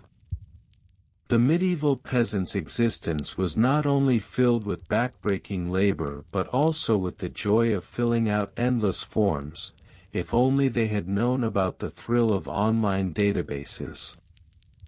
The official records of soup stirring were meticulously maintained by local clerks, often described as the unsung heroes of the pottage world. These clerks kept track of everything from the number of peasants authorized to stir soup to the types of ingredients used. The records were replete with details. For example, entries might read, on the 5th of November, 1372, Agnes the Grumpy stirred her vegetable pottage with a wooden spoon carved from the elder tree, resulting in an increase in flavor profile by 15% as recorded by Sir Cedric the Flavor Enthusiast. Yes, flavor enthusiasts were a thing, and they had their own hierarchy of nobility. Peasants had to keep their own records too, often scribbling down their soup-stirring activities in what can only be described as medieval bullet journals. You could find entries like, stirred soup with cabbage, 3 children fed, 1 horsetail lost to the broth bandit. Hashtag one surprising, borderline grotesque anecdote. Now, dear reader, we've waded through the murky waters of regulations and record keeping, But let's conclude our culinary journey with an anecdote that will make you question not just the nature of medieval soup but the very essence of humanity itself. In the year 1385, during a particularly harsh winter, a peasant named Oliver found himself in dire straits. Low on ingredients and facing the threat of the broth bandit, he decided to improvise with what he had on hand. This included a rather dubious assortment of leftover food scraps, think moldy bread, questionable vegetables, and, curiously, a rather unfortunate family pet that had met an untimely demise. Desperate times call for desperate measures, and so Oliver prepared what would become known as the roiling rancid stew. As he stirred his concoction, neighbors gathered around, drawn by the foul odor wafting through the air. The stirring of this putrid pot became a local spectacle, with onlookers debating whether it was a culinary masterpiece or a crime against humanity. In a twist that could only happen in a story like this, word of Oliver's stew reached the local lord, who, upon tasting it, as one does, declared it to be the most unique soup he'd ever encountered. He even went so far as to proclaim it a delicacy, leading to a bizarre trend where peasants across the region began to imitate Oliver's creation, all in the name of culinary innovation. This anecdote, while grotesque, serves as a testament to the resilience and creativity of the medieval peasant.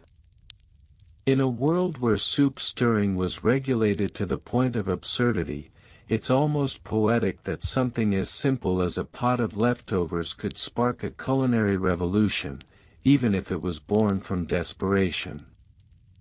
####. In conclusion. So there you have it.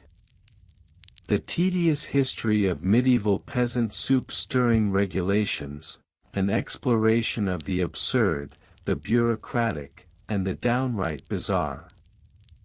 While we may look back on this time with a mixture of horror and amusement, it's essential to recognize the ingenuity of those who lived through it. They may have been bound by laws, taxes, and the occasional horse's tail, but they also had the audacity to stir their pots with a spirit of rebellion, creativity, and a dash of grotesque humor. And next time you find yourself stirring a pot of soup, remember, there's a rich history behind that simple act, one filled with regulations, taxes, and a surprising amount of horsehair. Bon appetit! The tedious history of medieval peasant soup stirring regulations. Ah, medieval peasant life. A time when the scent of damp hay mingled with the aroma of unwashed bodies, and the only thing more oppressive than the feudal lords was the relentless drizzle that turned every dirt path into a quagmire. Amidst this backdrop of hardship and hilarity, one might think that the most pressing concern for peasants would be sustaining life in the face of famine, disease, and the occasional dragon. But no. What truly kept their knotted brows furrowed and their wooden spoons stirring was the riveting world of soup stirring regulations. Regional variations over time. Let's begin with the fact that soup, yes, that humble concoction of whatever was lying around, wasn't just a meal, it was a cultural touchstone. Each region had its own peculiarities, with the soup of the day often serving as a reflection of local resources, weather patterns, and the whims of local lords. In the rolling hills of Sussex, for example, you would find a hearty barley soup, thick enough to stand a spoon in, while in the marshy fens of East Anglia, the soup was more akin to pond water, replete with the occasional frog. As the centuries rolled on, these regional variations became codified into law. By the time we hit the 14th century, soup stirring was no longer a quaint kitchen activity but a highly regulated affair. Local lords, eager to maintain control over their subjects, and perhaps ensure that nobody was hoarding the good turnips, imposed strict edicts on how peasants were to prepare and stir their soups. In some areas, you could be fined for stirring anti-clockwise, while in others, the proper soup stirring technique was a matter of life and death, at least if you wanted to avoid a visit from the local constable. Laws, edicts, taxes, ledgers.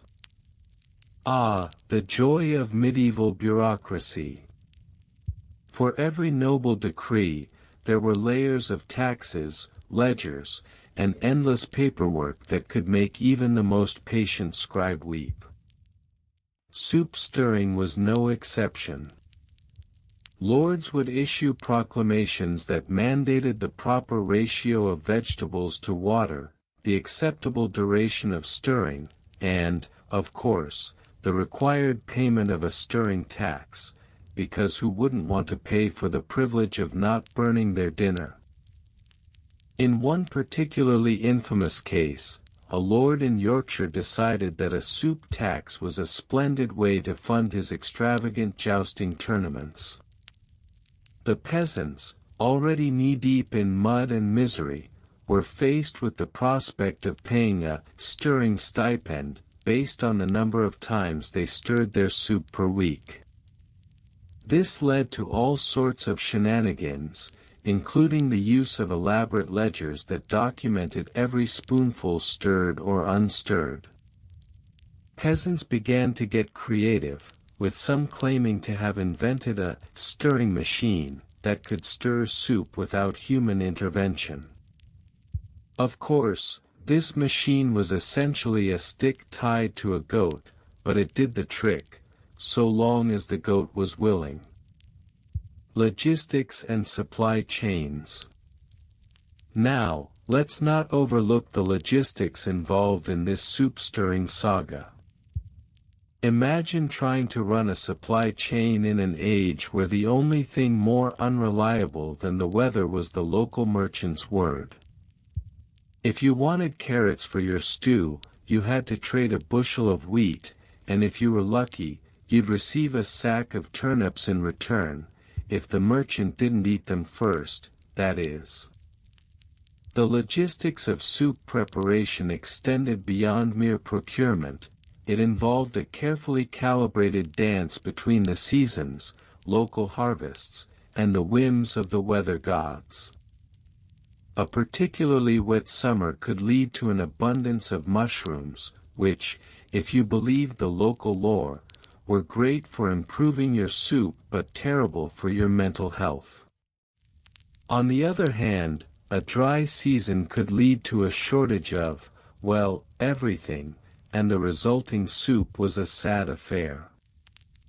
Imagine a watery concoction of parched peas and the occasional rat tail, yummy. Peasants had to keep meticulous records of what they had, what they needed, and what they might be able to trade. A ledger could be the difference between a hearty soup and a trip to the stocks for culinary incompetence. One particularly ambitious peasant in Gloucestershire kept a color-coded chart that detailed his soup-stirring habits, noting how many times he stirred, what ingredients went in, and how many taxes he owed. Sadly, this peasant was later found guilty of soup tall tales, when he claimed to have created a soup so good, it could raise the dead. The judge, unimpressed, simply sentenced him to a week of stirring the local lord's soup pot, an arduous task given the lord's infamous secret ingredient, which was rumored to be a blend of various unspeakable substances. Record keeping with lots of specifics. In the world of medieval peasant soup regulations, record-keeping was not merely a suggestion, it was a way of life. Every stir, every pinch of salt, and every splash of broth needed to be documented in a way that would make modern accountants weep with envy, or perhaps horror. In some villages, the local church would employ a scribe to maintain the Great Soup Ledger, a massive tome that detailed the soup-stirring habits of every family in the village. Imagine the scene: a dimly lit church, the scent of damp parchment and stale bread hanging in the air, while the scribe, quill in hand, records the soup-stirring activities of yet another peasant. Today, old man Edric stirred his soup 17 times, but alas, he forgot the garlic. The penalty is 1 chicken. Yes, chickens were the currency of the day, and you could be sure that your neighbor's lack of garlic could lead to a week of simmering resentment. But what happens when you run out of chickens? Well, then you'd better hope your neighbor doesn't have a particularly bountiful soup. The scribe's ledger was not just a record, it was a weapon, a means of social control that kept everyone on their toes and ensured that soup standards were adhered to across the land. One surprising, borderline grotesque anecdote. As with any good tale of medieval absurdity, there's bound to be a borderland of grotesque anecdotes, and this one is no exception. In the village of Dunghill, yes, that was a real place, a peculiar incident known as the Great Soup Scandal shook the very foundations of the community. It all began when a local peasant named Beatrice, known for her particularly pungent vegetable soup, was accused of soup sorcery after her concoction was discovered to have an unusually potent aroma. Intrigued by the rumors, the local lord ordered an investigation.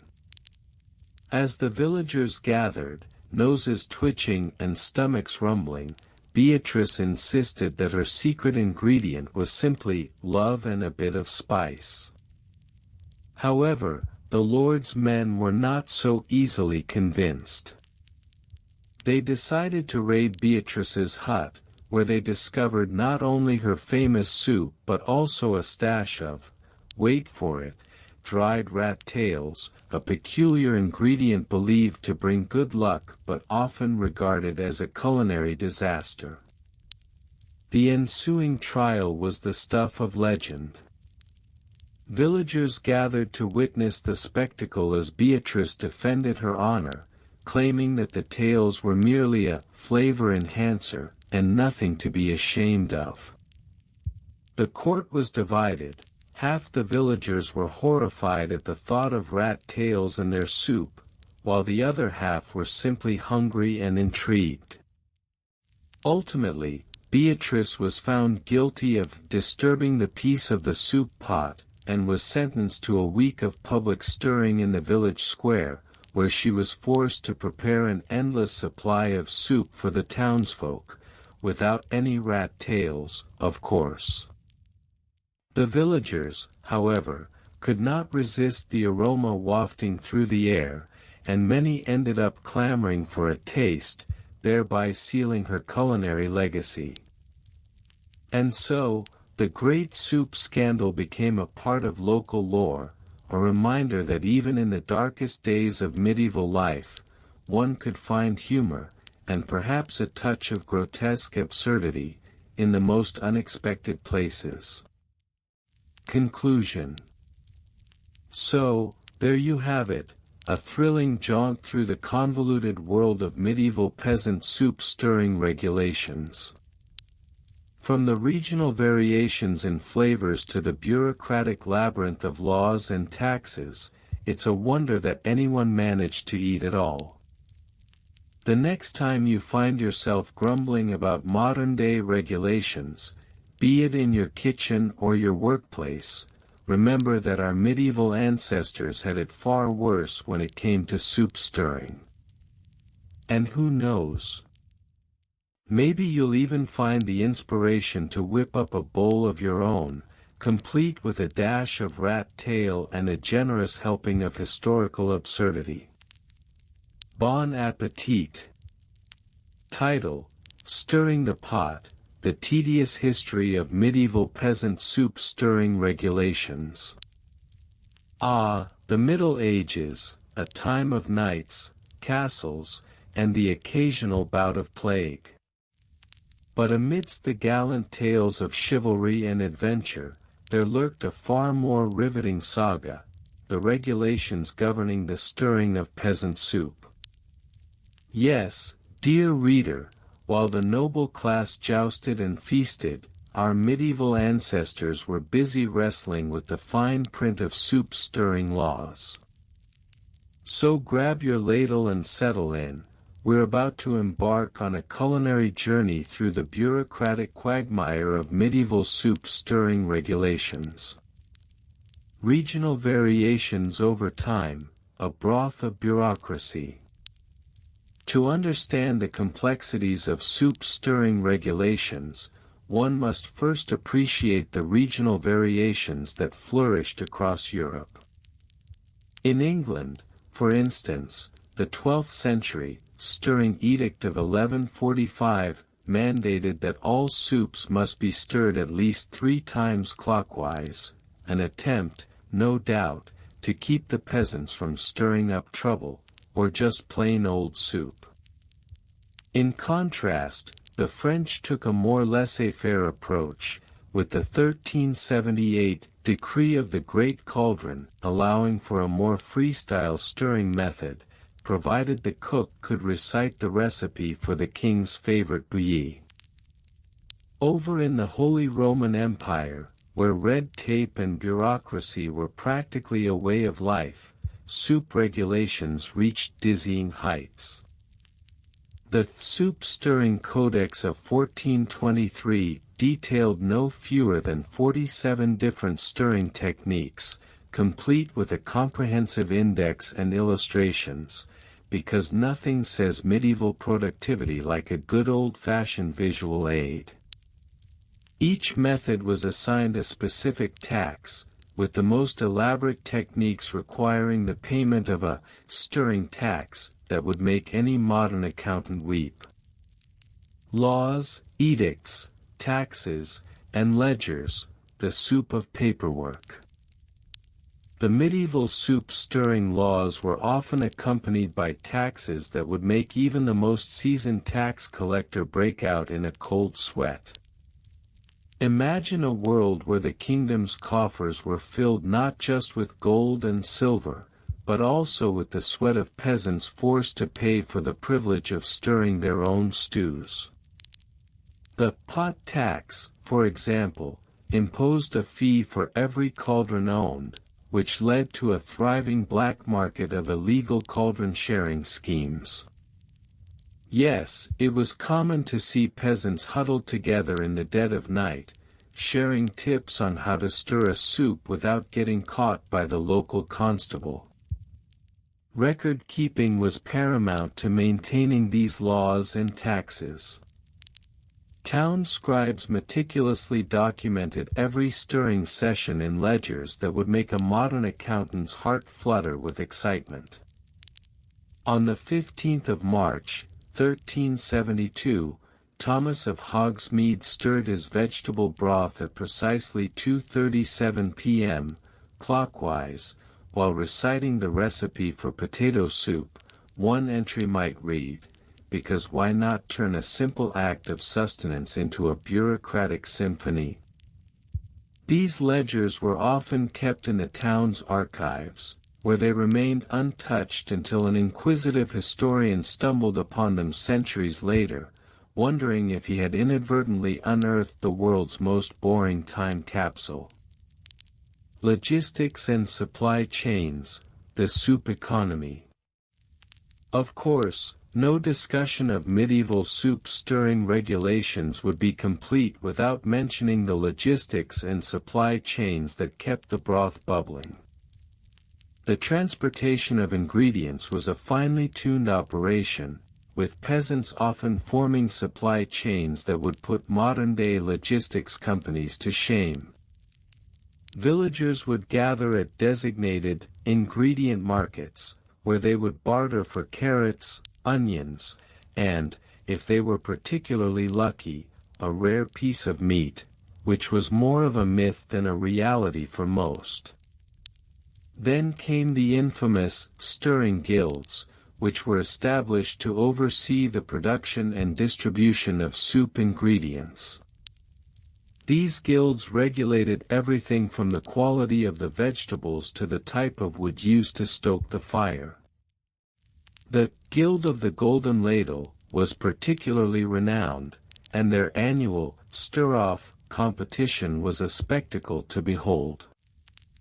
With peasants competing for the title of Supreme Stirrer, the event attracted all manner of spectators, who would cheer and jeer as the contestants ladled their culinary creations with a fervor typically reserved for jousting tournaments. Record keeping, a recipe in numbers. As the soup regulations grew ever more convoluted, the record-keeping became a veritable art form. The medieval scribe was a master of the quill, and their ledgers were filled with specific details that would make any modern data analyst nod in approval. Each entry contained not only the date and time of the stirring but also the weather conditions, the mood of the cook, and even the number of spoons used in the process. On the 3rd of October, 1385, Agnes the Unlucky stirred her barley soup under cloudy skies, using precisely 2 wooden spoons, while lamenting her lack of a husband, one ledger entry might read. Such insights offered a glimpse into the daily lives of the peasantry, revealing the trials and tribulations of those tasked with keeping the soup pot simmering. The meticulous nature of record-keeping was not without its quirks. Some scribes developed a habit of adding whimsical annotations to their entries, such as, "stirred with love," or, "a pinch of salt for good luck." This trend eventually led to the establishment of an official humor clause, in 1394, which allowed peasants to add a humorous note to their stirring logs, provided it didn't interfere with the accuracy of the records. Consequently, one could find entries like, "stirred my soup while dodging the landlord's taxes. Now that's a recipe for disaster." A surprising, borderline grotesque anecdote. And now, as we approach the climax of our tale, let us delve into a particularly surprising and borderline grotesque anecdote from the annals of soup-stirring history. In 1452, a small village in Yorkshire became the epicenter of a scandal that would reverberate through the ages, the infamous soup-stirring incident of St. Crispin's Day. It all began innocently enough when a local peasant named Ethelred the Unfortunate accidentally dropped a rat into his cauldron of pea soup. Rather than discard the entire batch, something that would have been considered wasteful, Ethelred decided to simply stir the rat back into the pot, reasoning that a little extra protein never hurt anyone. Unfortunately, word of this culinary misadventure spread like wildfire, and soon the entire village was clamoring for a taste of the rat soup special. Local authorities were horrified, of course, and the Stirring Guild was summoned to investigate. What followed was a series of public trials that would rival any modern-day courtroom drama. Witnesses were called, and the townsfolk were forced to relive the stomach-churning moments of that fateful day. Ultimately, Ethelred was exiled from the village, but not before he became something of a folk hero. Songs were sung in his honor, and Ethelred's rat soup became a local delicacy, served only on special occasions, much to the chagrin of the more discerning palates in the region. Conclusion: the legacy of soup stirring regulations. As we emerge from the depths of this historical exploration, let us take a moment to appreciate the legacy of medieval soup stirring regulations. While knights may have conquered kingdoms and poets may have penned epic tales, it was the humble peasant, armed with a ladle and a ledger, who truly shaped the course of culinary history.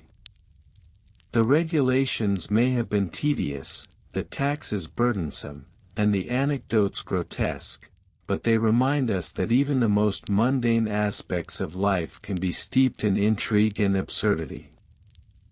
So, the next time you find yourself stirring a pot of soup, take a moment to reflect on the long and winding journey that brought you to this point. And if you happen to accidentally drop a rat in the mix, perhaps consider Ethelred's philosophy: a little extra protein never hurt anyone. Just make sure to stir it in with a wink and a nod to the bureaucratic absurdities of yore.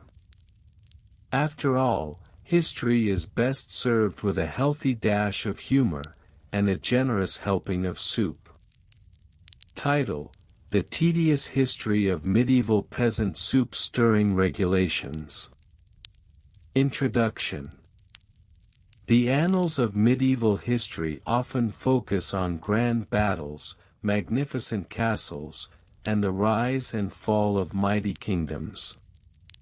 Yet, hidden in the crevices of this grand narrative lies a peculiar facet of daily life that speaks volumes about the socio-economic structure of the time: the regulations surrounding soup stirring among peasants.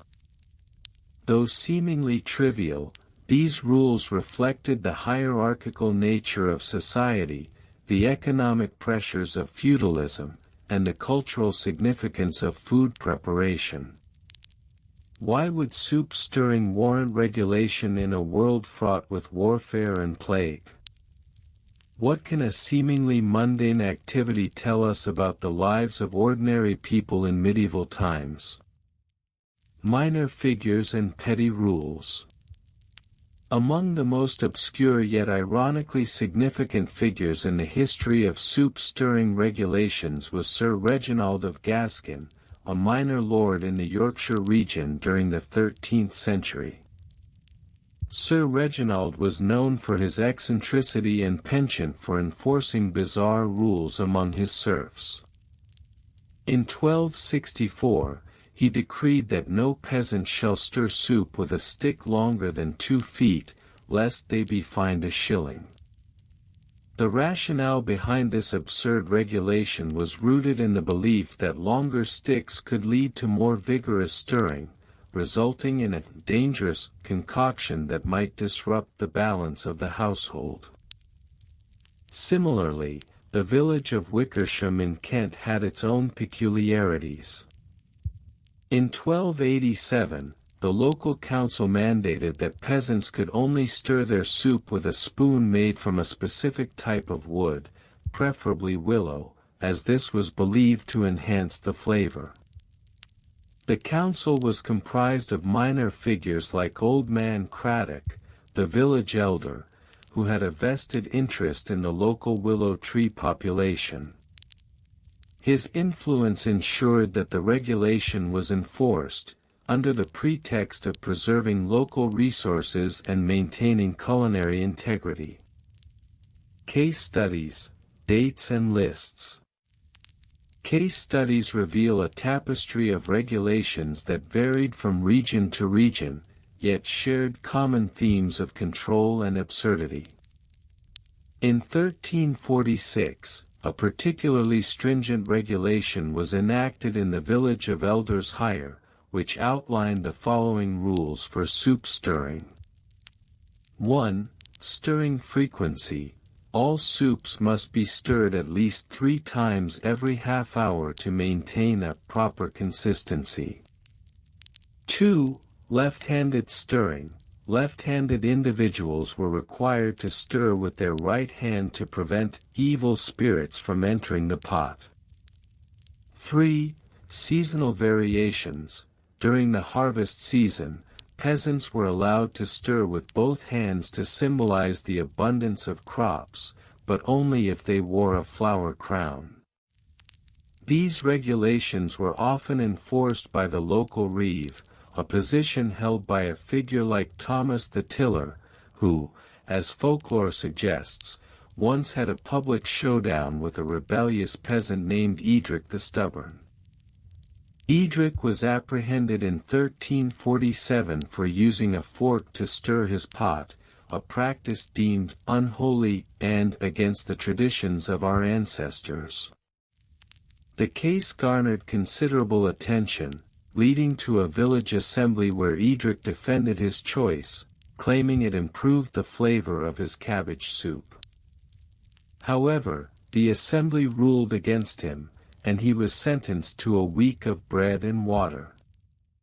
In contrast, the village of Broughton, located in the West Midlands, faced a different set of challenges in their soup-stirring practices. In 1382, a scandal erupted when it was discovered that the local blacksmith, known for his fine craftsmanship, had been secretly selling long stirring sticks to the peasants. The authorities quickly intervened, calling for a public trial in which the blacksmith was accused of undermining the sacred art of soup stirring. His punishment? A public demonstration of proper stirring techniques, which involved a sacrificial pot of split pea soup. Comparisons to other regions. The peculiarities of soup stirring regulations were not confined to England. In France, for instance, the practice was equally convoluted but bore distinct characteristics. During the reign of Philip IV in the early 14th century, soup stirring regulations took on a more culinary flair. A royal edict mandated that all soup must be stirred in a clockwise direction, a practice believed to align with the cycles of the moon and the natural order of the universe. Villagers who failed to comply faced not only fines but also the potential for public shaming, as their soup was deemed out of harmony with the divine. Meanwhile, in the Holy Roman Empire, similar regulations existed, though they were often less formalized. In the small town of Nuremberg, a guild of cooks established a code that included specific stirring techniques for various kinds of soup. For example, a hearty barley soup required a gentle stir to maintain its texture, while a light vegetable broth demanded a vigorous whirl. The guild's influence was significant, as most peasants aspired to adhere to these culinary standards, believing that failure to do so would result in poor harvests or even bad luck. Archaeological tidbits.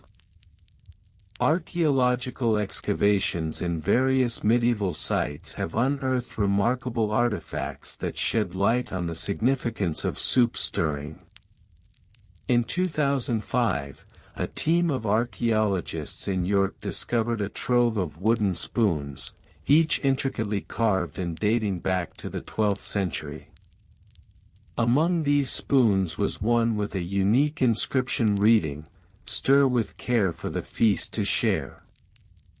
This finding suggests that soup stirring was not merely a task but a communal act imbued with social and cultural meaning. Additionally, in the ruins of a peasant dwelling in the Cotswolds, a large clay pot was found with soot markings indicating it had been used for soup over many generations. The pot bore the remnants of a stew believed to have been prepared during a harvest celebration, suggesting that the act of soup making was tightly interwoven with communal events and rituals. The presence of multiple stirrers, each bearing distinct wear patterns, indicates that soup stirring was likely a shared endeavor, reinforcing the notion that these petty regulations were not just about maintaining order but also about fostering community ties. Rhetorical questions to hook curiosity. How did such seemingly mundane regulations reflect the larger power dynamics of medieval society? Could the fate of a peasant soup truly influence their standing within the feudal hierarchy? Conclusion. The history of medieval peasant soup stirring regulations may seem tedious at first glance, yet it reveals a rich tapestry of social norms, economic pressures, and cultural practices that shaped daily life in the Middle Ages. From the eccentric decrees of minor lords to the communal practices that brought peasants together, these regulations provide a fascinating glimpse into a world often overshadowed by the grand narratives of kings and battles. As we stir our own pots today, perhaps we should reflect on the layers of history that surround even the simplest of culinary acts, reminding us that every meal is steeped in the traditions of those who came before us. ###The tedious history of medieval peasant soup stirring regulations. In the annals of medieval history, where grand battles and the lives of kings often overshadow the daily existence of the common folk, there lies a surprisingly intricate tapestry of regulations governing the seemingly mundane act of soup stirring among peasants. This seemingly trivial activity was not only a matter of culinary practice but also one deeply intertwined with social norms, economic realities, and the power dynamics of feudal society.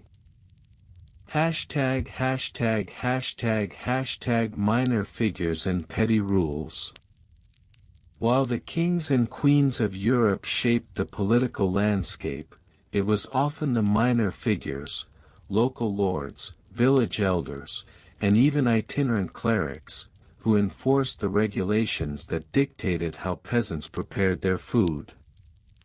One such local figure was Sir Reginald of Grimsby, a lord notorious for his obsession with the correct method of stirring soup.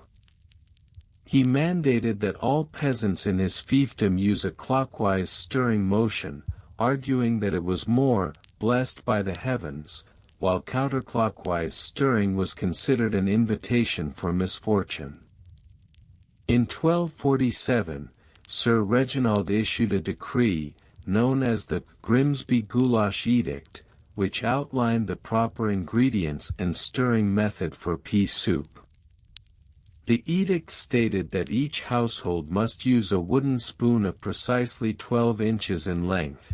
Anything longer or shorter was deemed unfit for the stirring of the sacred broth. This regulation led to the formation of the Order of the Spoon, a guild of spoon makers who thrived on the demand for precisely measured utensils. Additionally, there were lesser-known rules about the timing of soup stirring. A case study from the village of Muddleton in 1273 reveals that soup could only be stirred during the hours of the waning moon, as it was believed that this lunar phase imbued the soup with delicacy and balance. This peculiar belief led to a shortage of soup in the village, as residents had to wait for the right celestial alignment to prepare their meals. ######Case studies with dates and lists. To illustrate the absurdity and specificity of these regulations, we can look into several documented cases from various regions. 1. The Waltham soup stirring incident, 1321.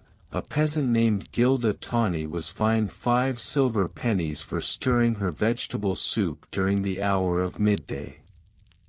The local magistrate, Lord Edwin of Waltham, deemed this an affront to the divine order of soup, which dictated that stirring should only occur at dawn.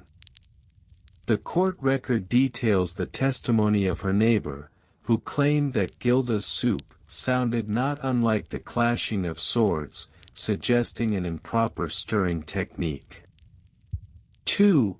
The Great Broth Scandal of Highbury, 1345. In this notorious affair, a group of peasants from Highbury were accused of using a forbidden ingredient, a rare herb known as dragon's breath. This herb was believed to cause uncontrollable laughter and was thus banned from all soups. The village council summoned a special tribunal, and after much deliberation, the peasants were sentenced to a week of stirring communal pots while singing hymns to the purity of soup. 3. The Stirring Festival of 1387. In a rare twist of fate, the village of Elders Hire turned the regulations into a celebration, organizing a festival dedicated to the art of soup stirring. This event featured competitions where villagers showcased their soup stirring techniques, and a panel of judges, comprised of the oldest women in the village, assessed the rhythm and grace of each participant. The winner received a golden ladle, which was paraded around the village in a grand procession. These case studies not only illustrate the rigidity of soup stirring regulations but also highlight the lengths to which peasants would go to adhere to or subvert these bizarre rules. ##### Comparisons to other regions. While medieval England had its peculiar soup stirring regulations, similar practices existed across Europe, albeit with regional variations. In France, for example, the Bouillon Code of the 14th century mandated that all soups must contain a minimum of 3 types of vegetables, and stirring was to be executed using a twirling motion, believed to enhance the flavor. Failure to comply could lead to a public shaming event wherein the offending cook would be required to wear a soup pot hat for a fortnight. Meanwhile, in the Italian regions, particularly in Tuscany, the Stirring Concordat of 1359 established a more lenient framework. Here, the emphasis was placed on flavor rather than technique. It was widely accepted that herbs could be added at any time during the cooking process, thus allowing for more innovative culinary practices. This leniency fostered a vibrant culture of soup making that ultimately contributed to the rich culinary heritage of modern Italian cuisine. ###archaeological tidbits. Recent archaeological findings have shed light on these peculiar regulations, revealing remnants of cooking utensils and even ancient stirrers that provide insight into the daily lives of medieval peasants. Excavations in the village of Haverhill, Suffolk, have uncovered a remarkably well-preserved wooden spoon with a length of exactly 12 inches, conforming to Sir Reginald Grimsby Goulash Edict. Additionally, residues found on pottery shards suggest that certain villages adhered strictly to the mandated ingredients, with traces of peas, onions, and barley consistently appearing in the remnants of ancient soups. Moreover, the discovery of a communal soup pot in a long-abandoned village in Normandy has sparked debate among historians. Some argue that the pot size indicates a communal approach to soup preparation, while others contend that it was a relic of a bygone era when soup stirring regulations were more relaxed and less enforced. This pot, adorned with intricate carvings of stirring spoons, serves as a reminder of the cultural significance of soup in medieval society. Rhetorical questions that hook curiosity. What drove the medieval authorities to impose such stringent regulations on an activity as simple as soup stirring? Was it merely a reflection of the era's obsession with order and hierarchy, or did it stem from deeper social anxieties about food, purity, and communal identity? Additionally, could it be that these absurd regulations were a way for the ruling class to maintain control over the peasantry, turning a simple act of sustenance into a battleground for power and conformity? Conclusion. The history of medieval peasant soup stirring regulations reveals a world where even the most mundane aspects of life were subject to scrutiny and control. Through minor figures and petty rules, case studies, and archaeological evidence, we glimpse the elaborate social fabric of medieval society, woven together by the oddities of culinary regulation. As we reflect on this peculiar history, we are reminded that even the most trivial of practices can carry profound implications for our understanding of culture, identity, and power dynamics. Perhaps the next time we stir a pot of soup, we might consider the echoes of those medieval peasants, bound by the whims of their lords, as they sought to create a simple meal amidst the complexities of their world. The tedious history of medieval peasant soup stirring regulations. In the annals of history, few topics are as seemingly mundane yet richly revealing as the regulations surrounding soup stirring among medieval peasants. At first glance, one might wonder why such a trivial subject deserves attention, but a closer examination reveals a tapestry of social norms, local governance, and the often overlooked minutiae of daily life during the Middle Ages. This exploration will delve into the minor figures, petty rules, case studies, comparisons to other regions, archaeological findings, and more, all while posing the question, what can the humble act of stirring soup reveal about the social fabric of medieval society? Minor figures and petty rules. In a world dominated by kings, knights, and nobility, the peasant's existence is often overshadowed. Yet, it is within the lower strata of society that we find individuals who held power over the most quotidian aspects of life. Among them were the village bailiffs and guild leaders, whose influence extended to regulations governing everything from the quality of grain to the proper method of soup stirring. Take, for example, one Master Oswald of Wessex, a bailiff known for his zealous enforcement of soup-related regulations in the late 14th century.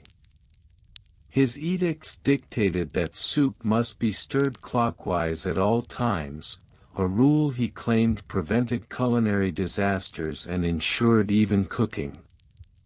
Fines were levied against those who dared to stir in the sinister direction, with the penalty ranging from a bushel of barley to a day's worth of labor in the Lord's fields. In a similar vein, the village of Thornbury in 1367 passed a lesser-known ordinance requiring peasants to use a specific length of spoon, no longer than 2 feet, to stir their soups. This rule was purportedly to prevent spoon theft among the village youth, an epidemic of which the local council was painfully aware. The law even went so far as to mandate that spoons be made of local wood, as imported materials were deemed too extravagant for the common folk. Case studies with dates and lists. The myriad of regulations surrounding soup stirring reveals much about the social dynamics of medieval communities. In 1423, the town of Faversham enacted a series of ordinances that outlined acceptable soup ingredients, stirring techniques, and even communal etiquette. 1. Ingredients *. Peasants were required to include at least 2 root vegetables. Turnips and carrots were favored, to ensure nutritional balance. A meat inclusion rule mandated that at least 1 pound of meat, usually mutton or pork, was to be added to every batch of soup made for communal feasts. 2. Stirring techniques *. Stirring duration. Soup must be stirred for no less than 20 minutes to achieve the proper consistency. Stirring rhythm.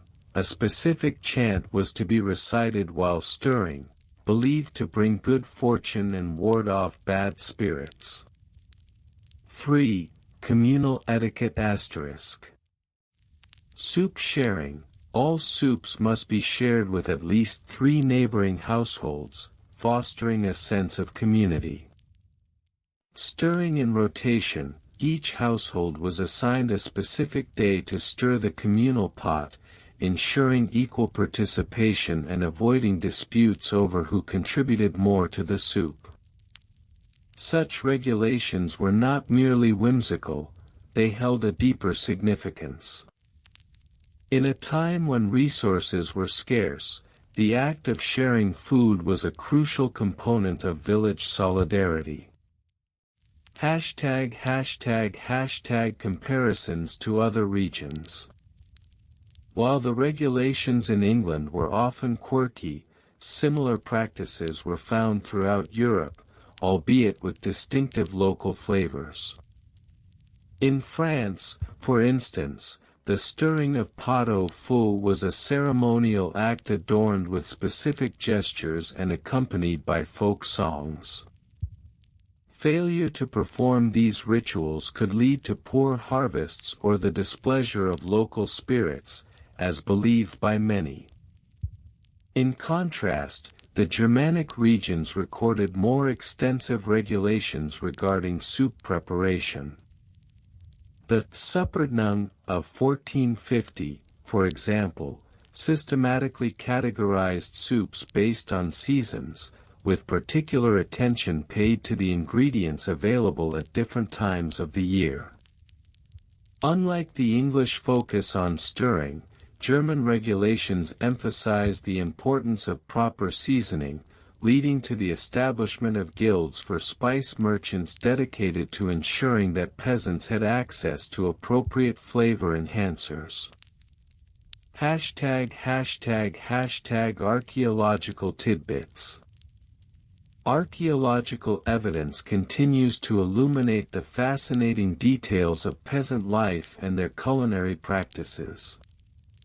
Excavations at a medieval village in Kent, for instance, uncovered remnants of wooden stirring spoons that conformed to the aforementioned regulations. The wear patterns on these spoons suggested they were commonly used for stirring large communal pots, corroborating the claims made in village ordinances. Moreover, the discovery of large cooking vessels, known as cauldrons, often revealed remnants of ingredients that align with the historical regulations. In a 2015 excavation in the village of Luton, researchers found a cauldron containing charred remains of turnips and mutton, dating back to the late 14th century.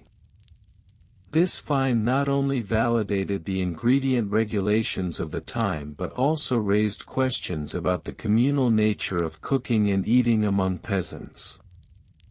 Did they truly share their meals, or was this merely a facade for the sake of the regulations imposed upon them? The cultural significance of soup. As one ponders the significance of soup stirring regulations, it's important to consider the broader cultural context. Soup served as a symbol of sustenance, community, and even identity. How many other seemingly trivial aspects of daily life are imbued with such profound meaning? In the grander narrative of the medieval period, soup and its stirring were not just about nourishment, they reflected the complexities of social hierarchy, communal responsibility, and even the interplay of superstition and tradition. The simple act of stirring a pot became an expression of identity, connecting individuals to their community, their land, and their ancestors. Conclusion, the curious legacy of soup stirring. As we delve deeper into the history of medieval soup stirring regulations, one cannot help but reflect on the broader implications of such mundane practices. What do these petty rules reveal about the lives of those who lived in a world far removed from our own? Were these regulations mere manifestations of local governance, or did they serve a greater purpose in fostering community bonds and ensuring social order? Ultimately, the legacy of soup stirring regulations continues to resonate today, reminding us that even the most trivial aspects of life can hold the key to understanding the human experience. The next time you find yourself stirring a pot of soup, consider the generations of peasants before you who, in their own way, ensured that the simple act of cooking was imbued with meaning, tradition, and a certain kind of magic. And that's a wrap. We dove deep into the world of surprising facts today, where learning is as fun as a cat on a Roomba. Did you know that honey never spoils? Archaeologists have found pots of honey in ancient Egyptian tombs that are over 3,000 years old and still perfectly edible. Now that's what I call a sweet deal. If you enjoyed this episode, give it a thumbs up, subscribe for more mind-blowing content, and drop a comment below with your favorite fact from today. Don't forget to check out our related episodes for even more wild discoveries. You won't want to miss them. And hey, turn on loop so this episode can play on repeat until you drift off to dreamland. Sweet dreams and see you next time.